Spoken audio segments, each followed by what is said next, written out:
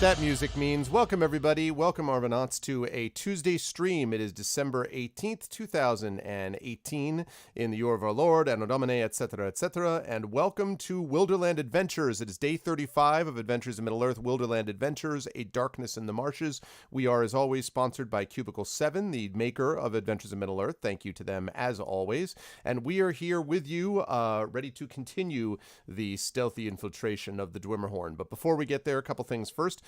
Because it's going to be a busy day today that I want to go over. I want to thank everyone for being here and remind you all the ways to support the stream. If you haven't done so already, please consider following the channel. That is one of the best things you can do. Please make sure to check out the Twitter with the !ARV tweets. Follow me over there. And while you're on that, please make sure to retweet this stream as well. !tweet will allow you to retweet the stream. Please do that because it allows us to reach people outside the Twitch community and bring them in. And some of those people stick around, which is great. ! Tweet for that. !ARV Cord will get you over to the Discord where you can hang out with the Arvanauts in between streams. !ARV Tube will let you check out past broadcasts of this and other streams on my YouTube channel. !ARV Shop will get you over to where you can support the merchandise of the stream, especially in the Infinity and Beyond stuff, but we are going to have stuff coming up for hopefully AME and Assignment Impossible and Espergenesis as well, so that's going to be coming as soon also.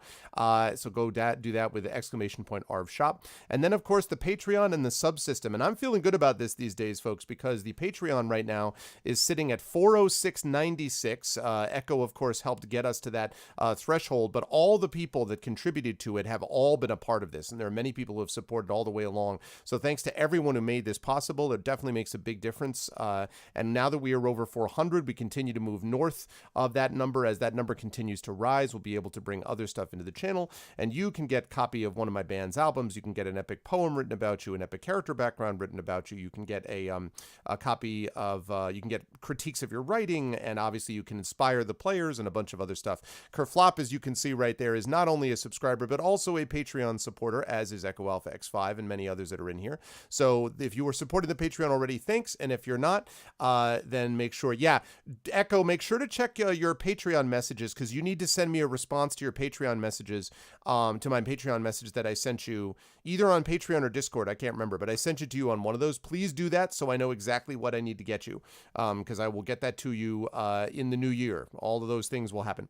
So anyway, that's what's going on with the Patreon. Thank you for that. And the last thing is the subsystem. Now, we were at 49 subs, thanks to a bunch of generous people with gift subs and everyone else who has subbed to the channel. But my goal was to get to over $400, and to get to over 50 subs. And we are over 400 now. Obviously, we'd love to continue to send that north. And we are, thanks to Kerflop's resub today, at 50 subs. We're right at that number. So literally, once we get one more sub, anything beyond that is going to be gravy, because I wanted to go into the new year at the over 50 sub plateau and over 400. So that's super cool. Oh my God.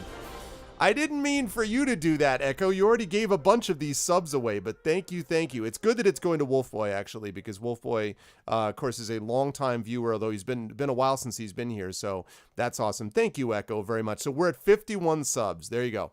We are at 51 subs. As the subs continue, that's going to be awesome. Enjoy the custom emote, enjoy the custom sub badge, and all that kind of thing. Thank you, Echo. It's very kind of you.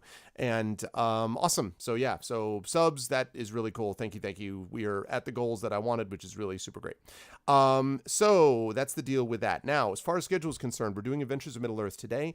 At 4 p.m. Eastern, I will be over doing my Pen and Pixel show on GOG, and I'll be doing D&D with GOG, Storm King's Thunder, as we continue that. That is going to be also the last Pen and Pixels of the year, because next week is Christmas, and although I will probably be streaming, I'll definitely be streaming on my channel on Christmas. I don't think I'll be streaming on GOG, and then the week after that is obviously the new year, so that will be my last stream of the year. Last Pen and Pixels of the year will be coming up later today, and then tonight at 9 p.m. Eastern, we'll be right back here on this channel with our holiday tradition Tren, the Arvocalis, will be back. Trendane will be making his return here, and it will be Tren and Rob and Russ and Zach Clay with A Christmas Carol, my favorite short story. I think one of the best short stories ever written. And you're going to get a chance to hear the amazing Arvocalis doing that work. So it's going to be busy. Then I'm going to be grading for the next portion of my life because I've already been grading a ton. I'm going to have more grading to do.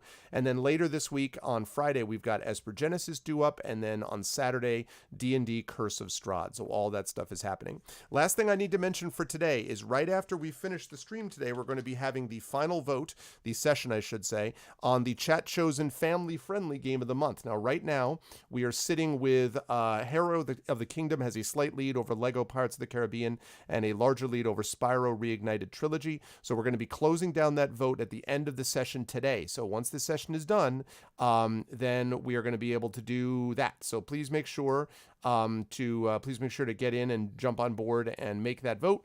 And that is what we're going to be doing next week with my family. So be thinking about something that Mrs. Arv and Little Arv and Mini Arv would all be liking to play. I don't know how much Mini Arv is really going to be into whatever it is we play, but definitely Little Arv and Mrs. Arv and all that will be playing with me. So it'll be good times. I'm looking forward to that. But now it is time for day 35 of Adventures in Middle-earth.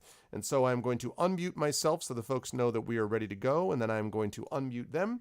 And then I'm going to swing over to them in just a moment. So as you can see, this pen demonstrates the qualities of a beautiful stainless steel held under the flame that forms its name. And as a consequence, when you write with it, all sorts of magical things can happen. Weirdness occurs and stuff, and we're on. Hi. Oh, hi. I thought that would have been better if you were like, and the magic spell to do the. Oh Jesus! Like it was like yeah, I was trying to get there. Yeah, exactly. Oh my gosh.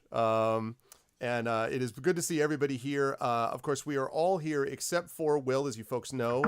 Will and Robar are gone for only this month, though. He will be back next session next month, so he will be back with us. So he'll be back next year. Yes, you just have to wait. Just wait for your. It's like saying someone is out for the season in sports, and you realize that's like a week is all that's left of it. But yes, they're going to be back there, and these folks have got some interesting things going on with their campaign at the moment, as we'll talk about. But I will start as per usual with the gentleman right below me, who is just telling us about awesome dreams and about why his dreams should all be made into screenplays or stories. And that, of course, is our good friend Trendane, who actually, you know what? Interesting you bring that up because Tren is going to be with us, of course, tonight with the Arvocalis, and we'll be talking about A Christmas Carol, which could be confused with a dream, except that it's completely real and totally happens to Scrooge. But it could be imagined as sort of a dream-like sequence, so I think it all sort of fits. Tren, how are you? How's life in the universe and everything? And who are you playing today? Well, moreover, it's not that it actually happens to Scrooge. It actually happened. A lot of people think that, A Christmas Carol is fiction. It's not. It really happened. So. Also the ghost part? Yeah, all of it.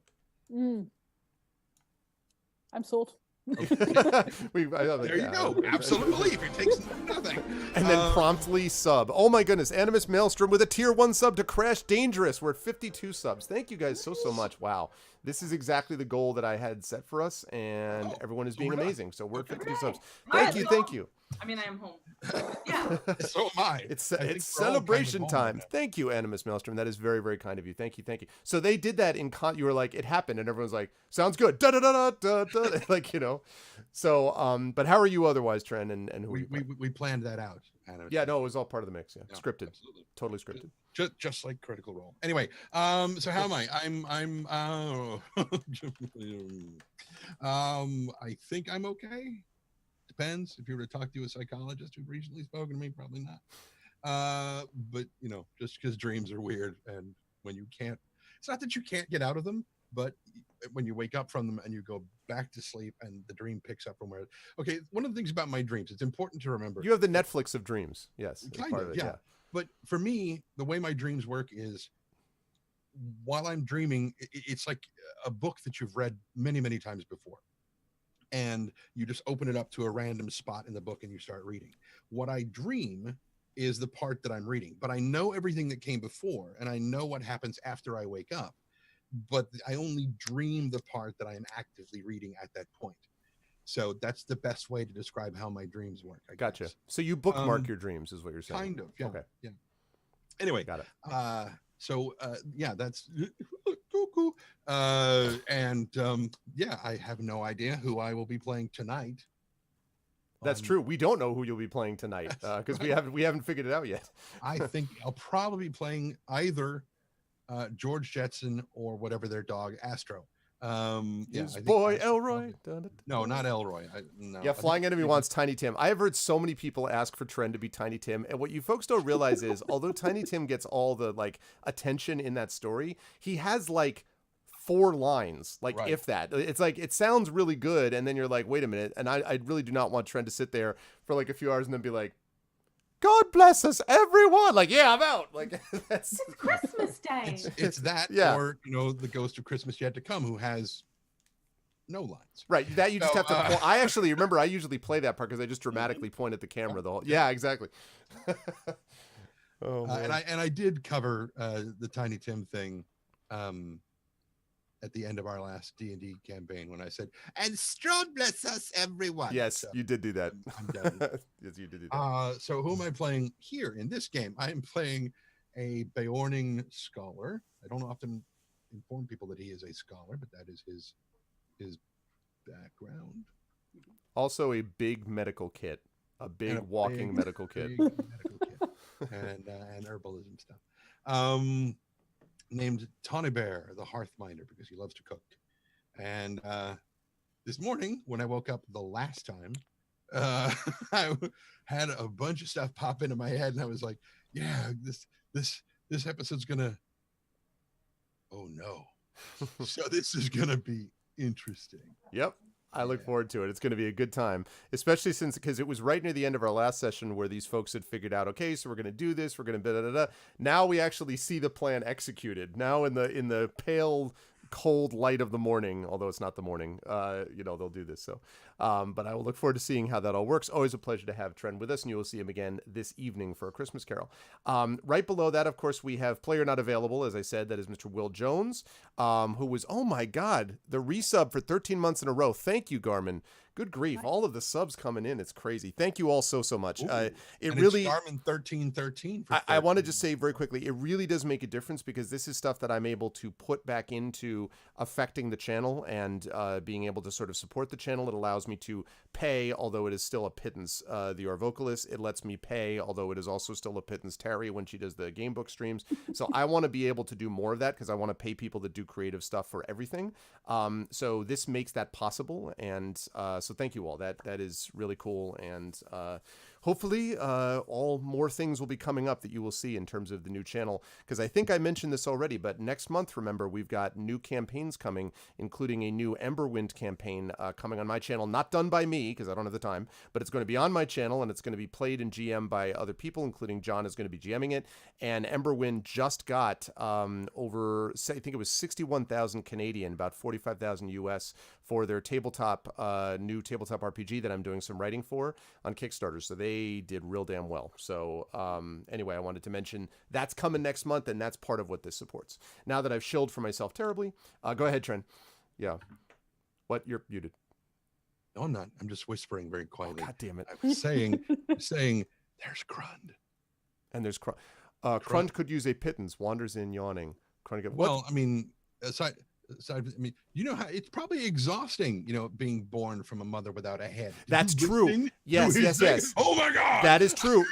Crund on our Discord, for those of you who don't know, Crund actually put the origin story of Crund on Discord, and it was cool. I listened to the whole thing, and it was good stuff. So it reminded me there was a lot of World of Warcraft in a good way coming into that Crund that I sort of sensed. So yeah, so definitely you folks should listen to that on my Discord. Yes, thank you for the reminder. So anyway, Will is not going to be with us, but you should check him out on Encounter Roleplay. He will be back with us next month. He is very excited, and probably Will and I are going to be doing a one-on-one session to talk about what happened with Robar, and then, of course, he will join up with these folks. Where he will join up with them will depend on many things that happen partly in this session. So anyway, you should follow him. He's a good guy. Now, moving right on down the line, I am happy to introduce to introduce Terry Tunes, who is like... Literally, she just came on and like Christmas kapow, like just like everything about it was like super Christmas, which is good because I like Christmas. For you guys. Just for you guys. We really appreciate it. But how are you, Terry? Happy holidays, Merry Christmas, and Ho, ho, ho. How are you feeling about how's life in the universe, and who are you playing today? Life at the universe is pretty good so far. Like, for people wondering, I am at my boyfriend's place where everything is full of Christmas cheer. Because I love it. Yes, I love it too. So I figured I might as well get a fitting hat and everything. Yeah, no, it's great. But yeah, everything is good. A lot of holiday cheer going on already here.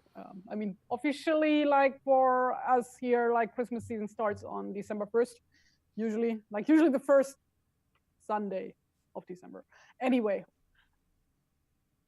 so that has been going on for a while. But yeah, I am playing Inge, daughter of Ida. She is a dwarf from the Mountain Erebor, and she is a wanderer and stonemason by trade with a very trusty pony sidekick, Lilleman, who is not gonna be coming with us where we are going because he check out this token. Look, it's right. No, it's right here. There is no token. You can see. No. Look at really. No. He's going close to the Dwimmerhorn, and no. Put him right on top of the.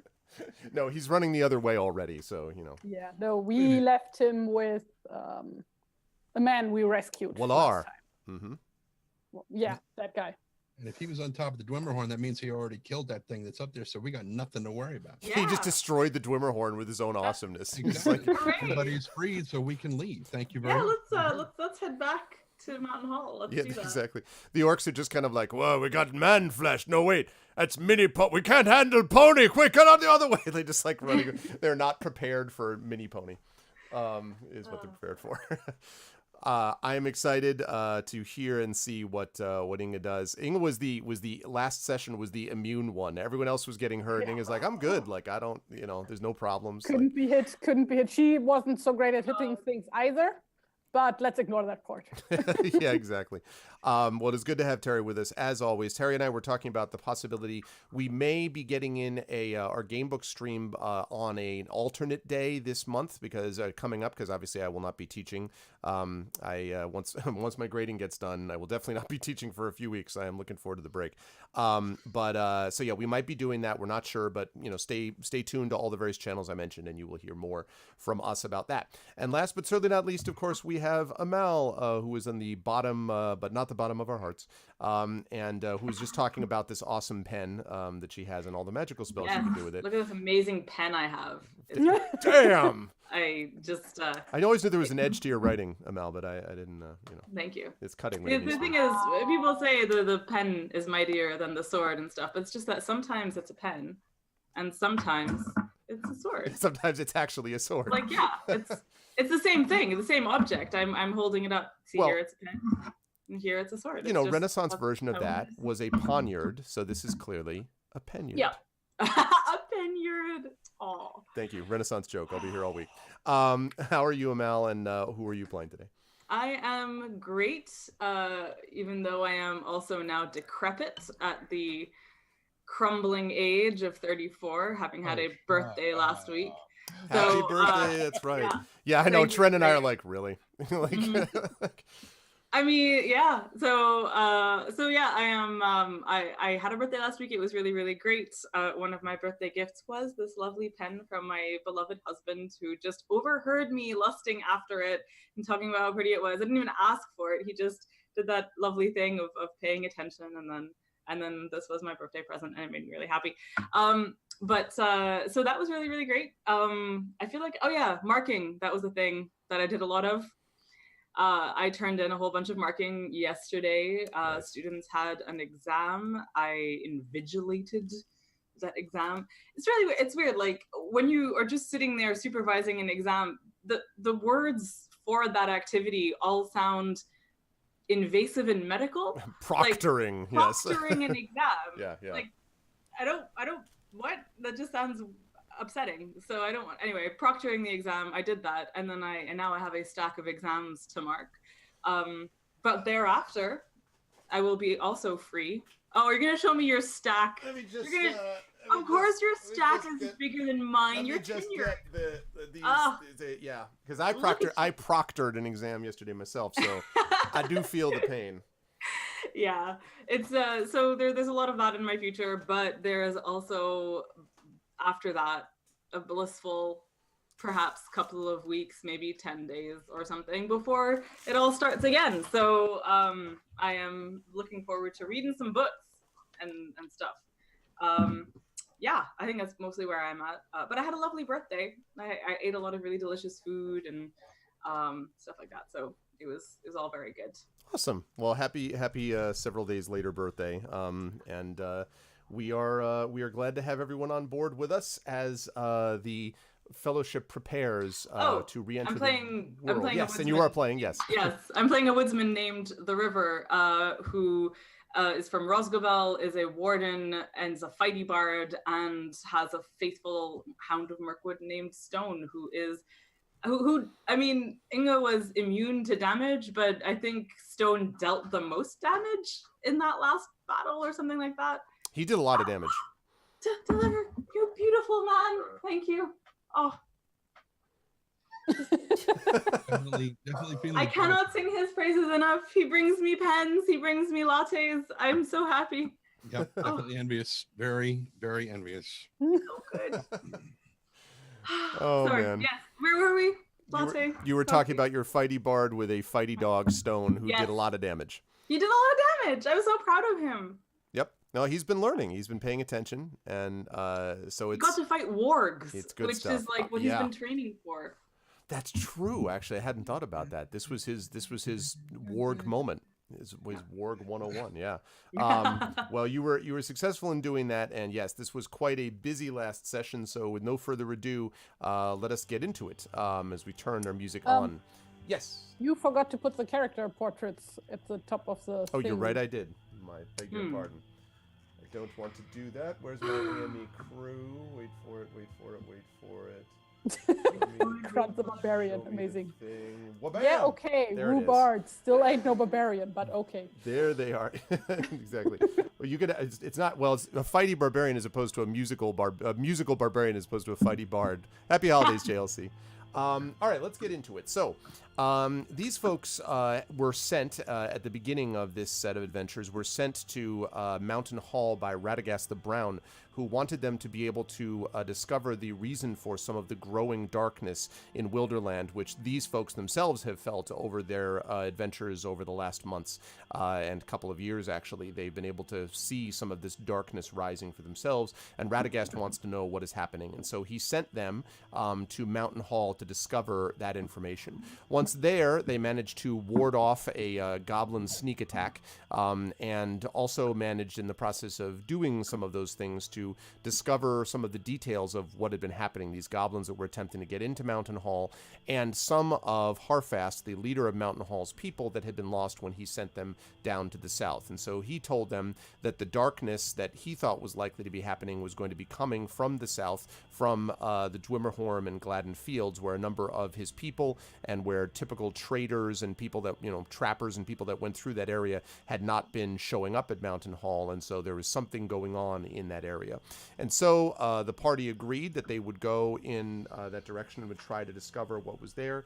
And on the way, as they did that, they had a guide with them named Magric, who, at least it seemed initially, was a very good travel companion and, was funny and good at parties and all that other kind of thing. And then... I never liked him. But River was always suspicious of him. And as it turned out, when they reached the Gladden Fields after certain adventures and Lillimon having to be pulled out of a ditch and all that, once they got to the Gladden Fields and past the sort of early signs of civilization there by finding this hobbit hole, once they got into the Gladden Fields, they were beset by orcs, or rather, they saw a slave running away from these orcs. And as soon as Magric saw this person and these slaves, he basically leaped up and started yelling ambush and running towards them. A battle ensued. The party, as was previously stated, did manage to ward them off, both the wargs and the orcs and the uruk which led them, but were not able to catch Magric, who in a cowardly fashion snuck off in the middle of the fight, or ran off in the middle of the fight, although he seemed to be very sort of anguished as he was going through all of this, asking them to surrender, and yet the reality is he betrayed them, and that's the way it went. Wallar, who was the slave that had escaped, who was a woodman, had clearly been through a difficult battle, although he tried to do what he could to help them and actually did help the party out during the fight despite his exhaustion. He told them that he had been trapped by Magric himself and that he wasn't the only one. Magric apparently has done this quite a bit over the last few months, and so many of those prisoners are still to be found in the Dwimmerhorn itself, which has again been occupied by orcs and something else, reference to some dark shadow. It's not clear what that shadow is or what it means or what the definition of it is, but there's something there that is off and not just a matter of orcs. And so although the party had thought, well, we now know the source of the darkness, there were still prisoners there. And so the party decided that they, as heroes do, needed to go and try to help these people that were still trapped inside the Dwimmerhorn. Problem is that the Dwimmerhorn is crawling with orcs. And so they can't just walk into the middle of it as like a frontal assault, because that's a good way for them to be dead, especially since Robar is currently off tending to a family matter. So they have only got the 3 of them, plus, of course, Lilimon, the warhorse. So I'm just joking. They've only got the 3 of them. I'm not laughing. I'm not. Only 3 of them plus Stone. And so the party decided that they would figure out a way to basically disguise themselves and sneak into the Dwimmerhorn. And so as we hand things back over to the party is now deciding what they're going to do. And they had just gotten sight, I believe, of the Dwimmerhorn. This is the Gladden Fields, but let me double check. I don't know if I had the image of the Dwimmerhorn up here, but I'll see if I can find it again. While I'm doing that, no need to worry about me. What are you folks going to do as I try to track down this Dwimmerhorn thing? So just to be clear, because like there were things that I thought we were still discussing before we got en route, and I want to make sure that they are in fact what I remember. So are we all actually dressed in orcish armor, and Stone is covered in a warg skin? That is correct. That is the way you would set it up. You had just done that before we closed off. You can still talk, obviously, amongst yourselves about other things. Yeah. I'm just gonna take a second to contemplate the fact that we are in fact doing this, but we are gonna die. Just so are we all wearing the orc armor, or did we decide that someone was going to cosplay a prisoner? That's up to you. Which of us could like least pass as an orc or an uruk? So we decided that Tawny is wearing the Uruk armor, which works because he's also the most authoritative, and I think there, as it turned out, was like one small enough for Inga. So I think that we don't have a difficulty with like sizes of armor. We just have to decide whether we're going to be a posse or not, or have. Basically. And we have like a map that Willer made for us. Yes. Which basically talks about these. There's a front path that kind of leads up to, as I put on my reading glasses, there is a front path which leads sort of up to the main gate, and then there are other possible, there's sort of a secret way that would actually be able to lead you around possibly some of the back. The problem is the path that leads up the back is going to be somewhat difficult, but there is a way that Walar, and it's the way that Walar escaped, basically, that allows you to, there are enough handholds and stuff that you could actually scale the rock and come in basically the back entrance. Now, that's obviously difficult, but he was able to do it, and he was exhausted. So that suggests that you might also be able to do something similar if you wanted to go that way. And the map that he led you leads you to the place, and then you can go to either one of those options as you choose. So let me just see if I've got this. I am rubbish at drawing. I am Notari, obviously. But just to make sure I'm visualizing this all right, it's like this. So there's a main path to the gate, and then there's like a wall, and there's a hole in it, and we could go one of those two ways. That's basically right. Although, and I should say, while I pull up this image, that... Oh, there's an image. Mhm. That's better. As you'll be able to see... I just really wanted to use my pens.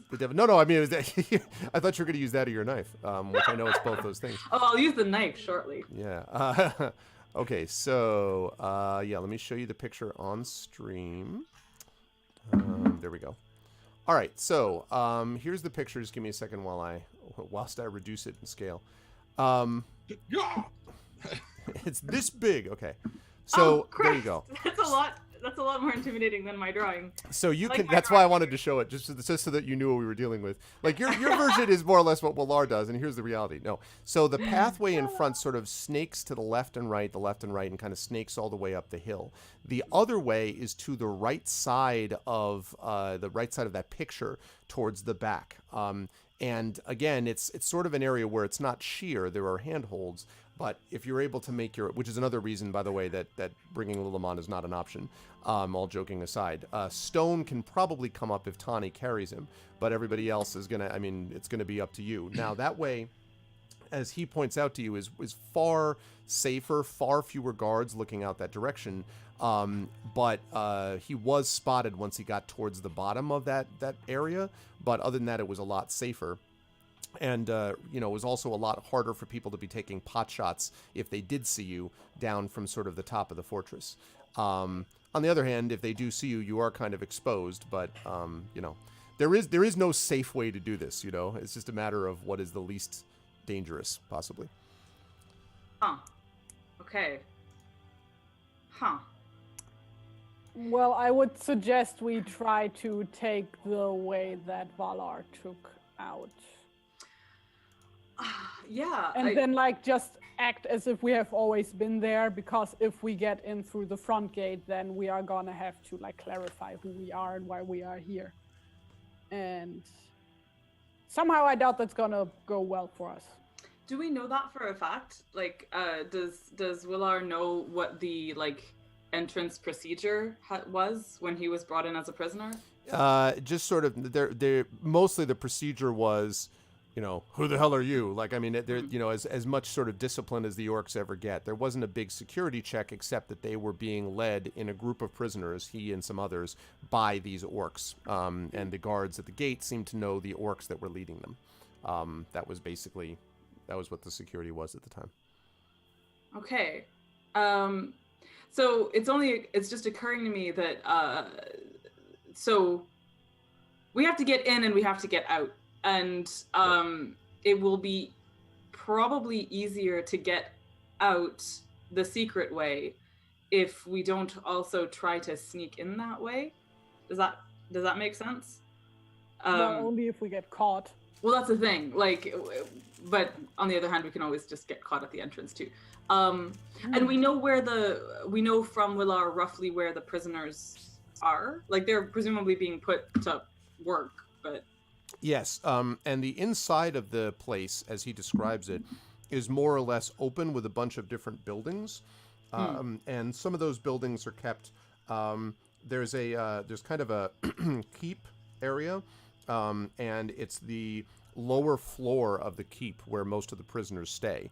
Also, the darkness that he was describing seems to be it's a presence all over the Dwemerhorn, but the upper floor of the keep is one of the places that they feel it, and this weird temple, and actually, if you take a look right at that picture that you're looking at right there, this building on the right that you see, that's this temple that is very odd and seems to be, he described it as being of different construction than the rest of the Dwemerhorn, older construction.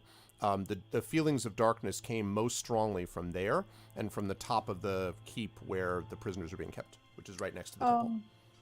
Does Inge know anything about the Dwemerhorn due to her, being a builder and stuff? Maybe she has heard of it or something? Well, you definitely know that the Dwemerhorn was one of the places, and this is the stuff that you were actually told about that as well, that Dwemerhorn was one of the places that originally was a fortress of Isildur, but then fell into disrepair and disrepute after Isildur himself fell and was eventually taken over by orcs. It has always had an evil place because Isildur's fortress was there while he had some where he had well, no, I guess they would know about that. In ancient history, he had a powerful artifact of the enemy, and this powerful artifact over time he became a changed man, more paranoid, more uncertain of himself, and more insular. And so he built several of these fortresses. So it means basically that, from what you remember, Inga, that the Dwimmerhorn was supposed to be, at least that the older construction was probably Numenorian and Dwarvish, and therefore Dwarven, and therefore very, very solid construction. But if it's fallen into disrepair, you have no idea what the inside of it looks like now. Like maybe some of it is the old construction, and maybe some of it is like Orcish construction, and Orcish construction sucks. I mean, we can all agree with that, I think. Yeah, obviously.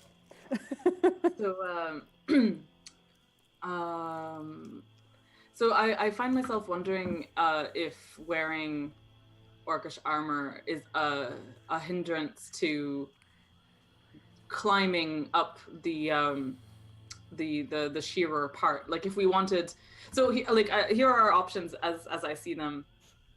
Either we go up the front way, disguised as orcs, and sneak in that way and try to escape from the back.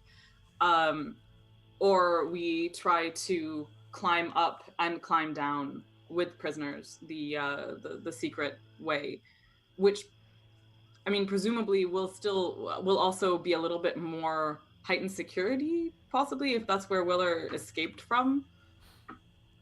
Or are we betting on the fact that they haven't necessarily addressed that yet because it's been only a day or a day and a half? Well, like, the problem is that if we go through the front gate, then they will know that we are there. And if we go through the back, then they might know we are there. So, we'll only know we're there if we fail.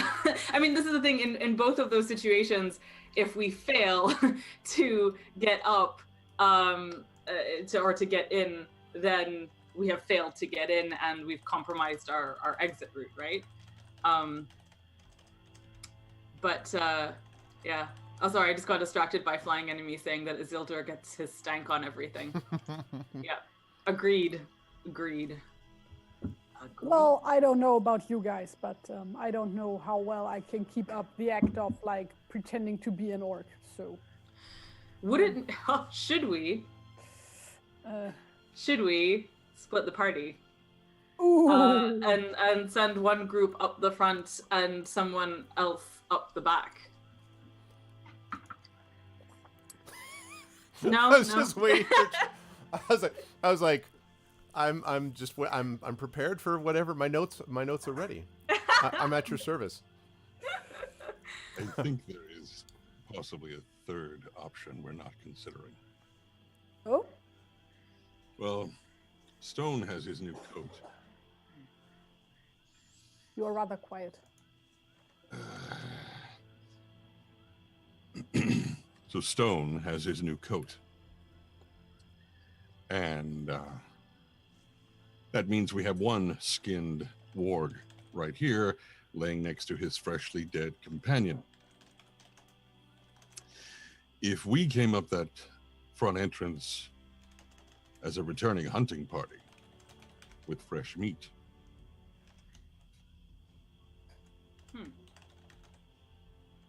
Wouldn't they be able to tell that that's a dead warg, though? You really think they're going to care? I have no idea. I don't remember. Yeah, did you fight in the Battle of the Five Armies? Oh, no, I didn't. I was at the Iron Hills when that happened. They won't care. Okay. It's meat. I don't doubt that they won't care about eating the warg meat. My only question is how our story will hold up with it. The only thing the only credit one can say for orcs is that they do have a keen sense of smell. But,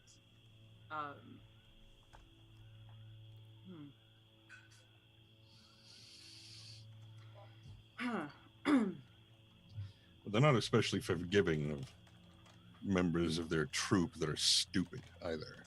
And so if a warg or two happen to get themselves killed by stepping in the wrong spot, especially if there were traps that we ourselves laid, supposedly. I suppose. Well, It's just another option. do we actually have that meat? Well, we can just like yeah. I'm not sure where we like whether we're like in sight of it now and we've carried like warg carcass with us or not, or whether I would say that you haven't. There's enough that you would have been able to. Yeah, some of this conversation has been happening en route. Because remember, you have left. I should note. Remember, you left Wallar behind. He was there with Lilimon. Sort of with him. So you folks have been going. You're just able to see this in the distance as the fog is sort of cleared a little bit. This picture that I'm showing you now. So yeah, I would say that you have enough. You don't have a lot of meat. I mean, you don't have like tons. I didn't assume. That we you were ate some of it on them. the way. That's fine. Yeah, sure. I just figured you weren't bringing a bunch of them with you, but certainly some of it, sure. Yeah. Okay. And we are covered in orc stank at this point. Yes. As well. We're covered in orc armor. Yeah. We literally are covered in orc stank. Oh yeah, ode to orc. It's great. And I mean, yeah, orc stank and if there's some human blood smell around the river, it's because she also ate well or something. Anyway, cool. Right. Well, we have the means to go in the front door. Do we want to? Is the only question. If we sneak in with everything else on us, we'll still have to maintain the charade once we are in there among the prisoners, presumably. So we're going to have to pretend either way, Inga. I suppose it's just a matter of when do we start?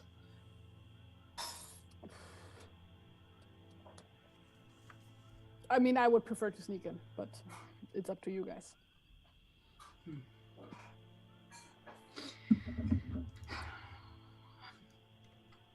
Tawny? I think that By the going way, in. I'm not gonna do the talking. Like, that's up to you guys. No, that's quite all right. Good. Remembered trauma. Yes. Getting in, getting out.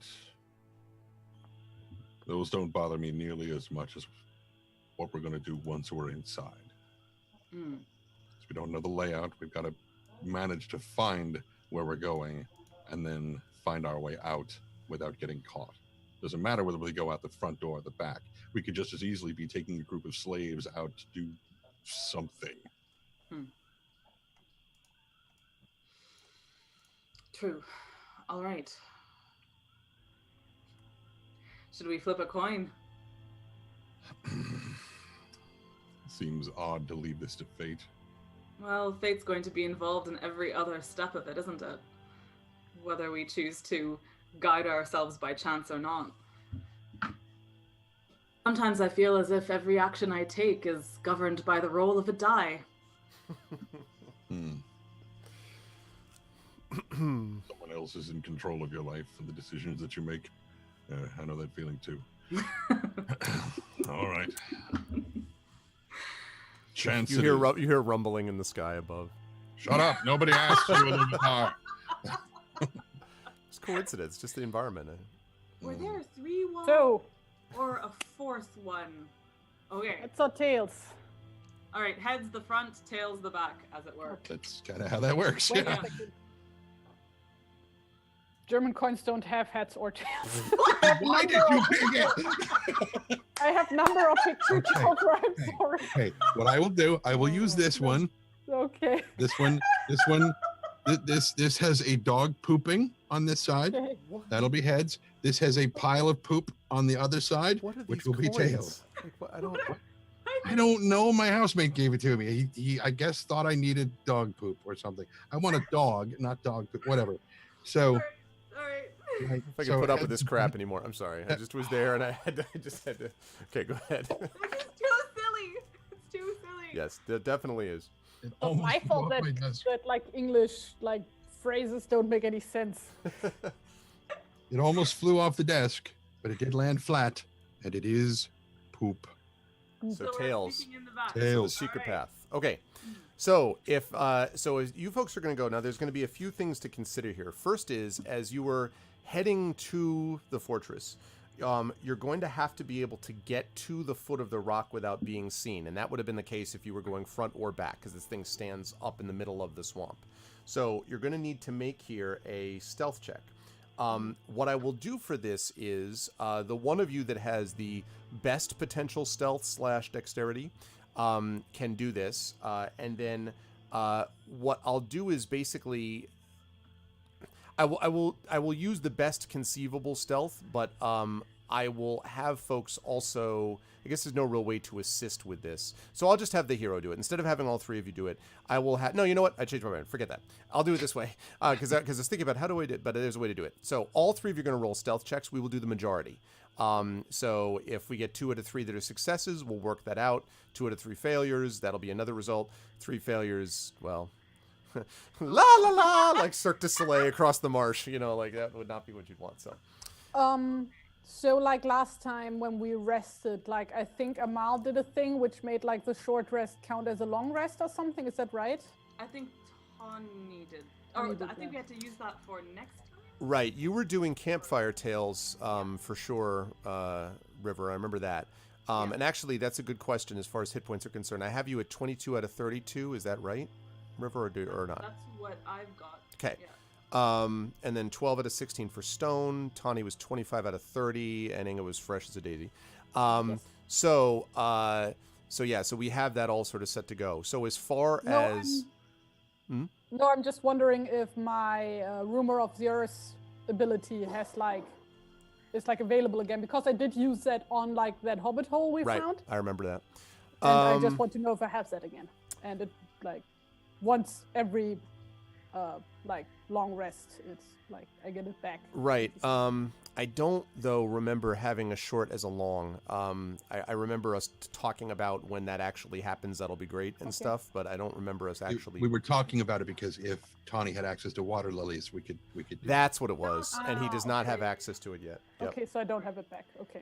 But you did say you were keeping an eye out for water lilies. Yes, as I we am. Wondered, the marshland, which, as discussed previously, is the natural habitat for water lilies, according to not one but 2 internet sources that I looked at quickly. This is yes. This is all very accurate. You have not seen any water lilies as of yet, though, and part of that may be that although the Gladden Fields is a marsh, it's a rather odd one in that the sort of reeds and rushes and sort of design of it is a little bit more. It's not quite as stagnant as might normally be the case for a marsh like this, and there has always been a rather sort of shadowy kind of feel over it. For example, the dead marshes would not have had a whole lot of water lilies in them, despite the fact that it was quite clearly a marsh of a kind. So you have not seen water lilies as of yet, although I am still aware that you're looking for them. So. We'll just report that back to Radagast. Mysterious lack of water lilies as well. I didn't Get think on you would that. need them, so yeah, all right. Clearly, you are not worth your cow. Get out. Okay, so I will need you folks to make stealth checks for me then, please, as you head across. I do want to remind everyone in chat, by the way, that you do have advantages. Those of you who have advantage can actually use this to your benefit. Oh no. Okay, Wow. so the question Oh, is... that's fantastic. Yeah, those Wow. that is tremendous. So you're like squish, squish, squish. I need all of you to make, please, wisdom saving throws for me. Oh. Are you sure? The advantages. So the way it works, Krund, is that you have to, if you support the channel at the tier 2 level, if you sub at the tier 2 level, you get an inspiration you can use on the player, on one of the players in one of my campaigns. And if you are supporting the Patreon, $10 gives you 1 inspiration, and 20 gives you 2. So that's basically what it is. Okay. So this is actually really amusing. So all of you failed your stealth checks, but all of you made your saving throw. So basically what that means is that as you were crossing, there were several places where, because you get closer and closer to it. And there are several places where you actually see this, what looks like kind of remember it is dark, and you see what essentially seems like a light, a very bright light, which is shining from the fortress. It's not clear how this is being made, or what exactly is doing it, but it is kind of a very bright and powerful light which is shining across. And there are several cases where this thing goes is heading directly towards you, and you see it and all basically duck down as it passes over your head, getting you even more covered with marsh and muck, by the way, which I'm sure you're happy to hear, as this thing goes over your head. And yet luck is with you. So despite the fact that you make this noise, you are not apparently noticed by them. The light passes over you without notice as you go by. And so you were able to make your way to the face of the cliffs of the Dwemerhorn. Now, these cliffs are very sheer, and if you were, at least the part that isn't with the main path, and if you had not gotten Wallar's map, you have no idea how you would have climbed it. Like, you do see some spots where maybe you could have tried, but it would have been very difficult. But in the spot that Wallar suggested that you go up, you can see, first of all, a sort of pile of loose rubble, which presumably is where he fell the last few feet when he was trying to get down and basically get off the way. And then when you look up, you can actually see these handholds in different spots, which is extending up there.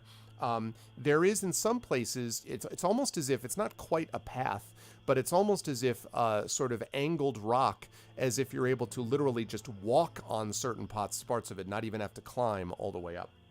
Nonetheless, you are going to have to do some of these things. So you're going to need to make here, first of all, an athletics check.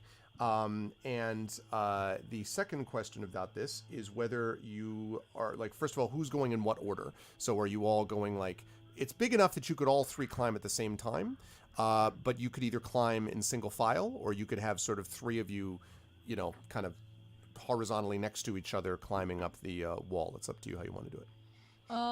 So I'm assuming this is rather steep, right? It's not sheer the way it is elsewhere, but it's steep. Okay, then I would suggest that we go one after the other and connect each other with a rope, bind each other to a rope. Okay. So you can do that easily enough. Who is first, second, and third then?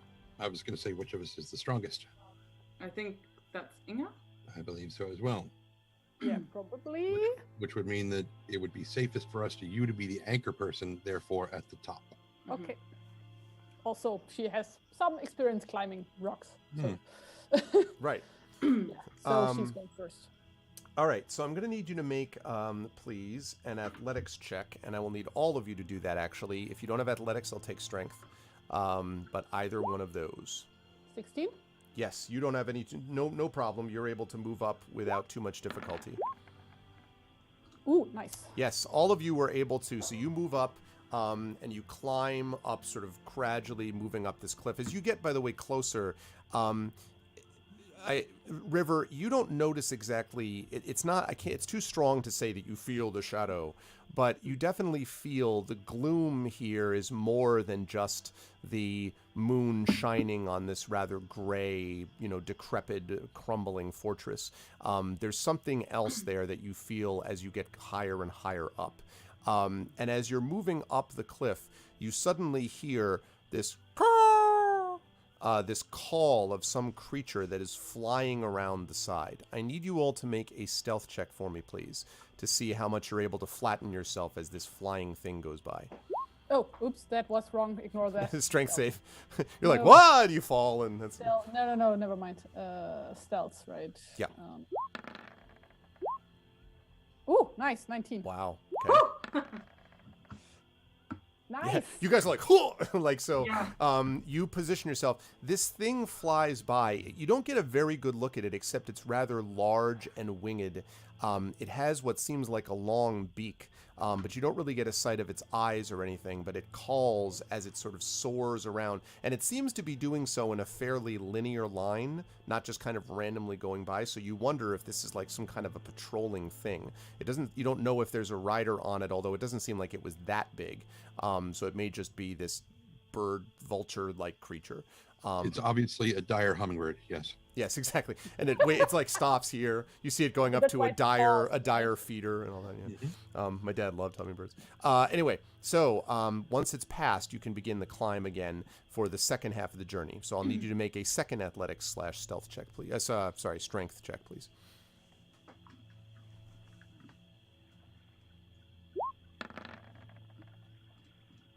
Athletics, yes. Yes, athletics. Okay, that's good stuff. I only saw that Yes! 6, Trent. I was like, No, I did too. yeah. Wow, you guys pulled this together like no problem. So you managed to get up the rest of the way. Inga and River are so in sync in their roles. Like, it's actually kind of weirding me out. Like, just looking back at them, it's like, what? You guys keep looking at each other doing like the eye thing, like the. Oh, yeah. You were together. Okay. So, and by the way, I should have asked this before. Tawny, I assume you had stone roped to you as you were going up. Okay, I should have asked that. So stone occasionally makes just the faintest, like whimper, and definitely was agitated when that bird thing passed. I should have mentioned that, River.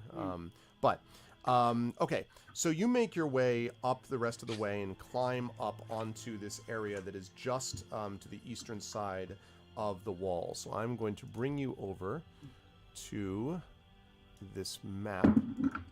Make sure I got that set. Yes. Oh, I had prepared myself on the assumption you'd be going the other way. So if you'll just give me a moment. I just realized I had the wrong part of the map. So, what I figure happened is that when that dire hummingbird showed up, is that Stone started trying to climb up, and so it's like I got paused all of and then just got up on top, and where he was now straddling across, like right across. It's just as I'm trying to hold on. So even more of a miracle that I managed to stay stealthy. Yeah, no, it was an impressive performance for sure. I remember like reassuring him periodically and just whispering, "So good, you're such a good dog." There you are. Oh, really? What is it? It occurs to me hummingbirds are really underutilized as evil surveillance. I'm like glad you're okay. they can they're so mobile and small, and they hover so well, and they are also extremely spiky and attacky. Like okay, now I found where we're going. Yeah, sorry about that. I had to my daughter just came in. She had to get 2 baby teeth pulled to give room, so she came to you to do it. Yeah. So I just did it just now. No, she just came back from the. But she's fine. She's okay. She had this done before, but she was laughing because she brought me this raisin cookie, and then she was cracking up because she knows that raisins and I do not get along, and I was like, very funny. So she's obviously in a good mood. Tell her she did good. Maybe until the Novocaine wears off. Yeah, she's fine. Okay, so now I can bring you over to the map in question. Here. There was a drawing of a hummingbird on this mug, and then it vanished. Huh. But yeah, you can still see a faint outline. Again, another way in which the hummingbird is an underutilized, sinister resource. It's sometimes there, and sometimes not. That's true. We have a very nice hummingbird feeder in our backyard, and there's one male. He's a ruby-throated hummingbird, and we named him Greedy because he will constantly chase off any other hummingbirds that come in. Hummingbirds are actually one of the only that are not afraid of anything, because it's basically like someone described it as fighting with an attack helicopter. Like it can get out of the way of any bird's dive. So it's like, they just need to eat their 10 times their weight in sugar every day. But anyway, okay. So this is. I find that relatable. Exactly. I was gonna say, like, only now are you coming off the sugar high from the. What are you talking about? Okay. They're wonderful cranberries. I don't know what you're talking about. So, you are now standing in front of this low curtain wall, which is encircling several buildings. And there is, in fact, along the sort of back side of this place, there is what looks like a break in this crumbling wall, which is clearly, sorry, chat might want to see this, which is clearly what Willar expected you to be able to use to be able to get in. But the thing I want to note is that right here, and I think I can probably reveal this part, Ignore the numbers, which do not actually exist in real life.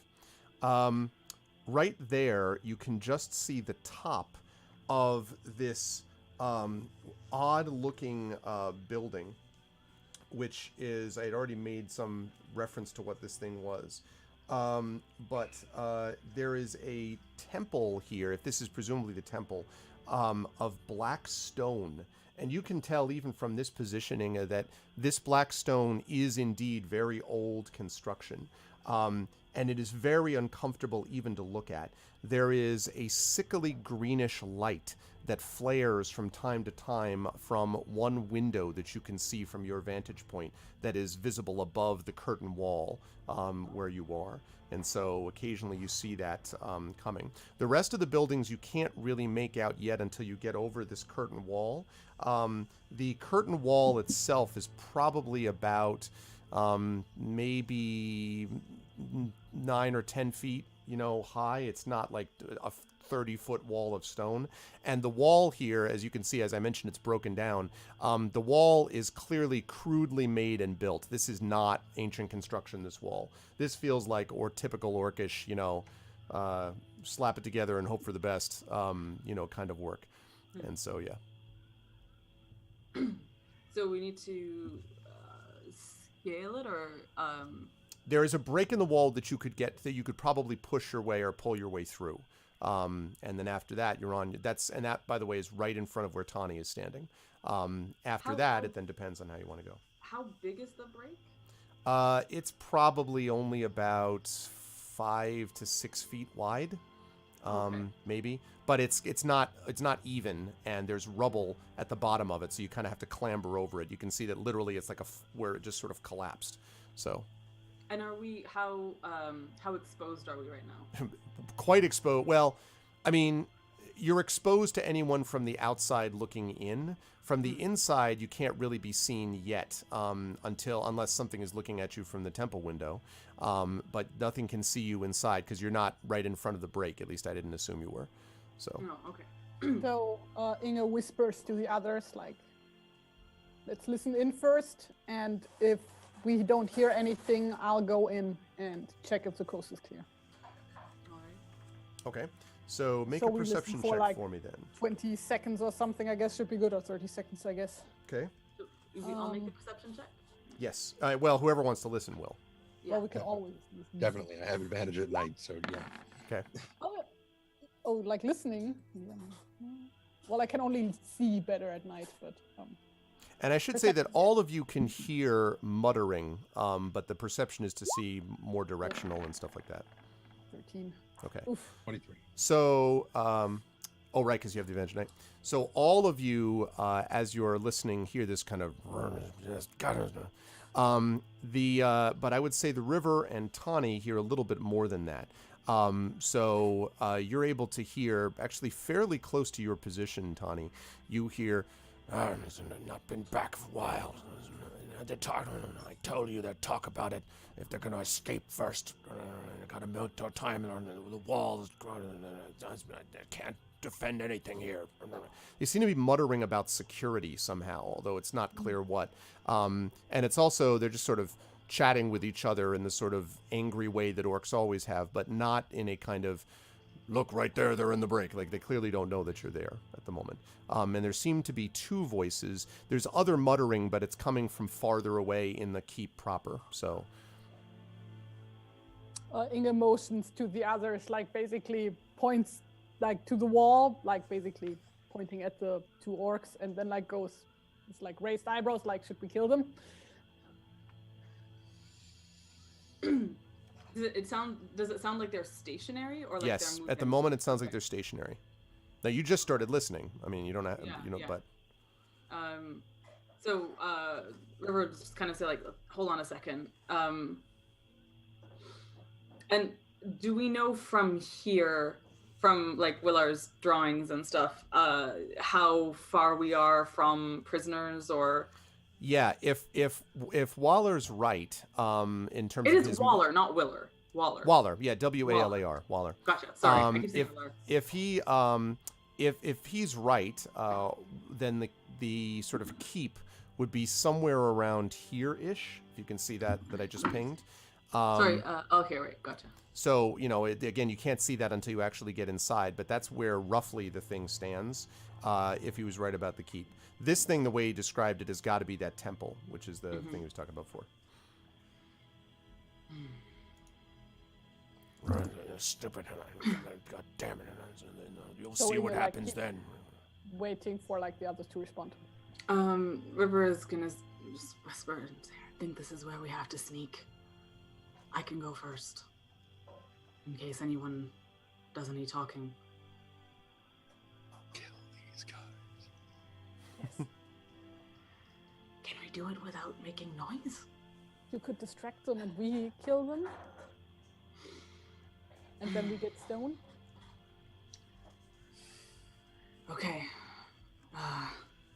All right. Yes. All right. Let's do that.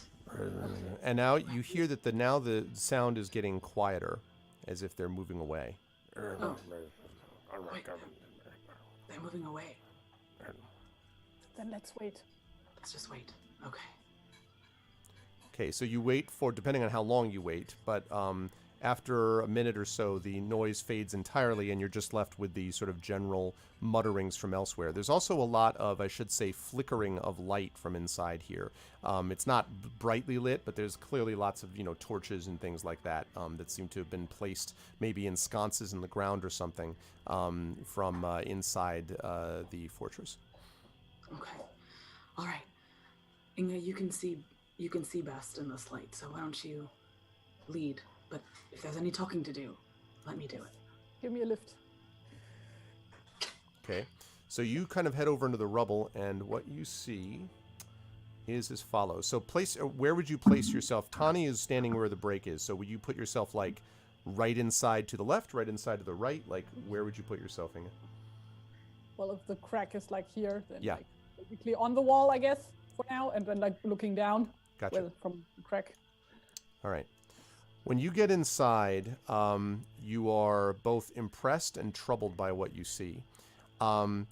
Inside, there are indeed many, many torches and almost as many orcs. You see tons and tons of them, maybe 50, 60 or more, that are in different places within the inside of this place. Now, you can only see so far, but you can see a good portion of it. And from what you're looking at, you can see a number of orcs kind of wandering around, talking with each other.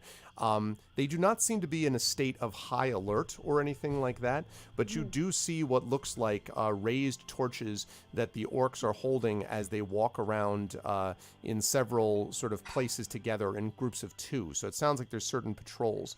Over on this side, over here, you can see two orcs, and it might be the same ones, standing with their backs turned to you and looking off towards this side of the wall. They seem to be either talking with each other. There are no orcs in this direction, however. This here that I mentioned is what looks like it was at one time a keep of some kind. But it is now, it's sort of largely broken down, and there is this there's sort of a kind of a little bit of an upper floor maybe that's left over here, although it seems to be in great disrepair. But the bottom of it looks at least relatively serviceable, and you can hear sort of muttering and talking coming from there also. And every so often you see an orc emerge from here, or several orcs emerge from there, and then other orcs come back into here. You don't see any sign of non-orcs as of yet, but it is nighttime, and it's possible that the prisoners are not out at the moment.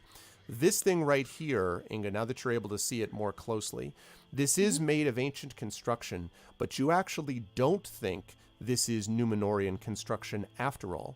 This seems to be of black stone that came, and you saw it before, that the servants of the enemy from the east might have built. Cunning black stone that is made in the manner of their masters. This is the sort of thing that you saw quite a bit of in the fortress of Dol Guldur. And this is the kind of stone that's used for this temple. And now that you're here, you can see more windows in the side of the temple, and again, this unearthly greenish light flickering from it every so often.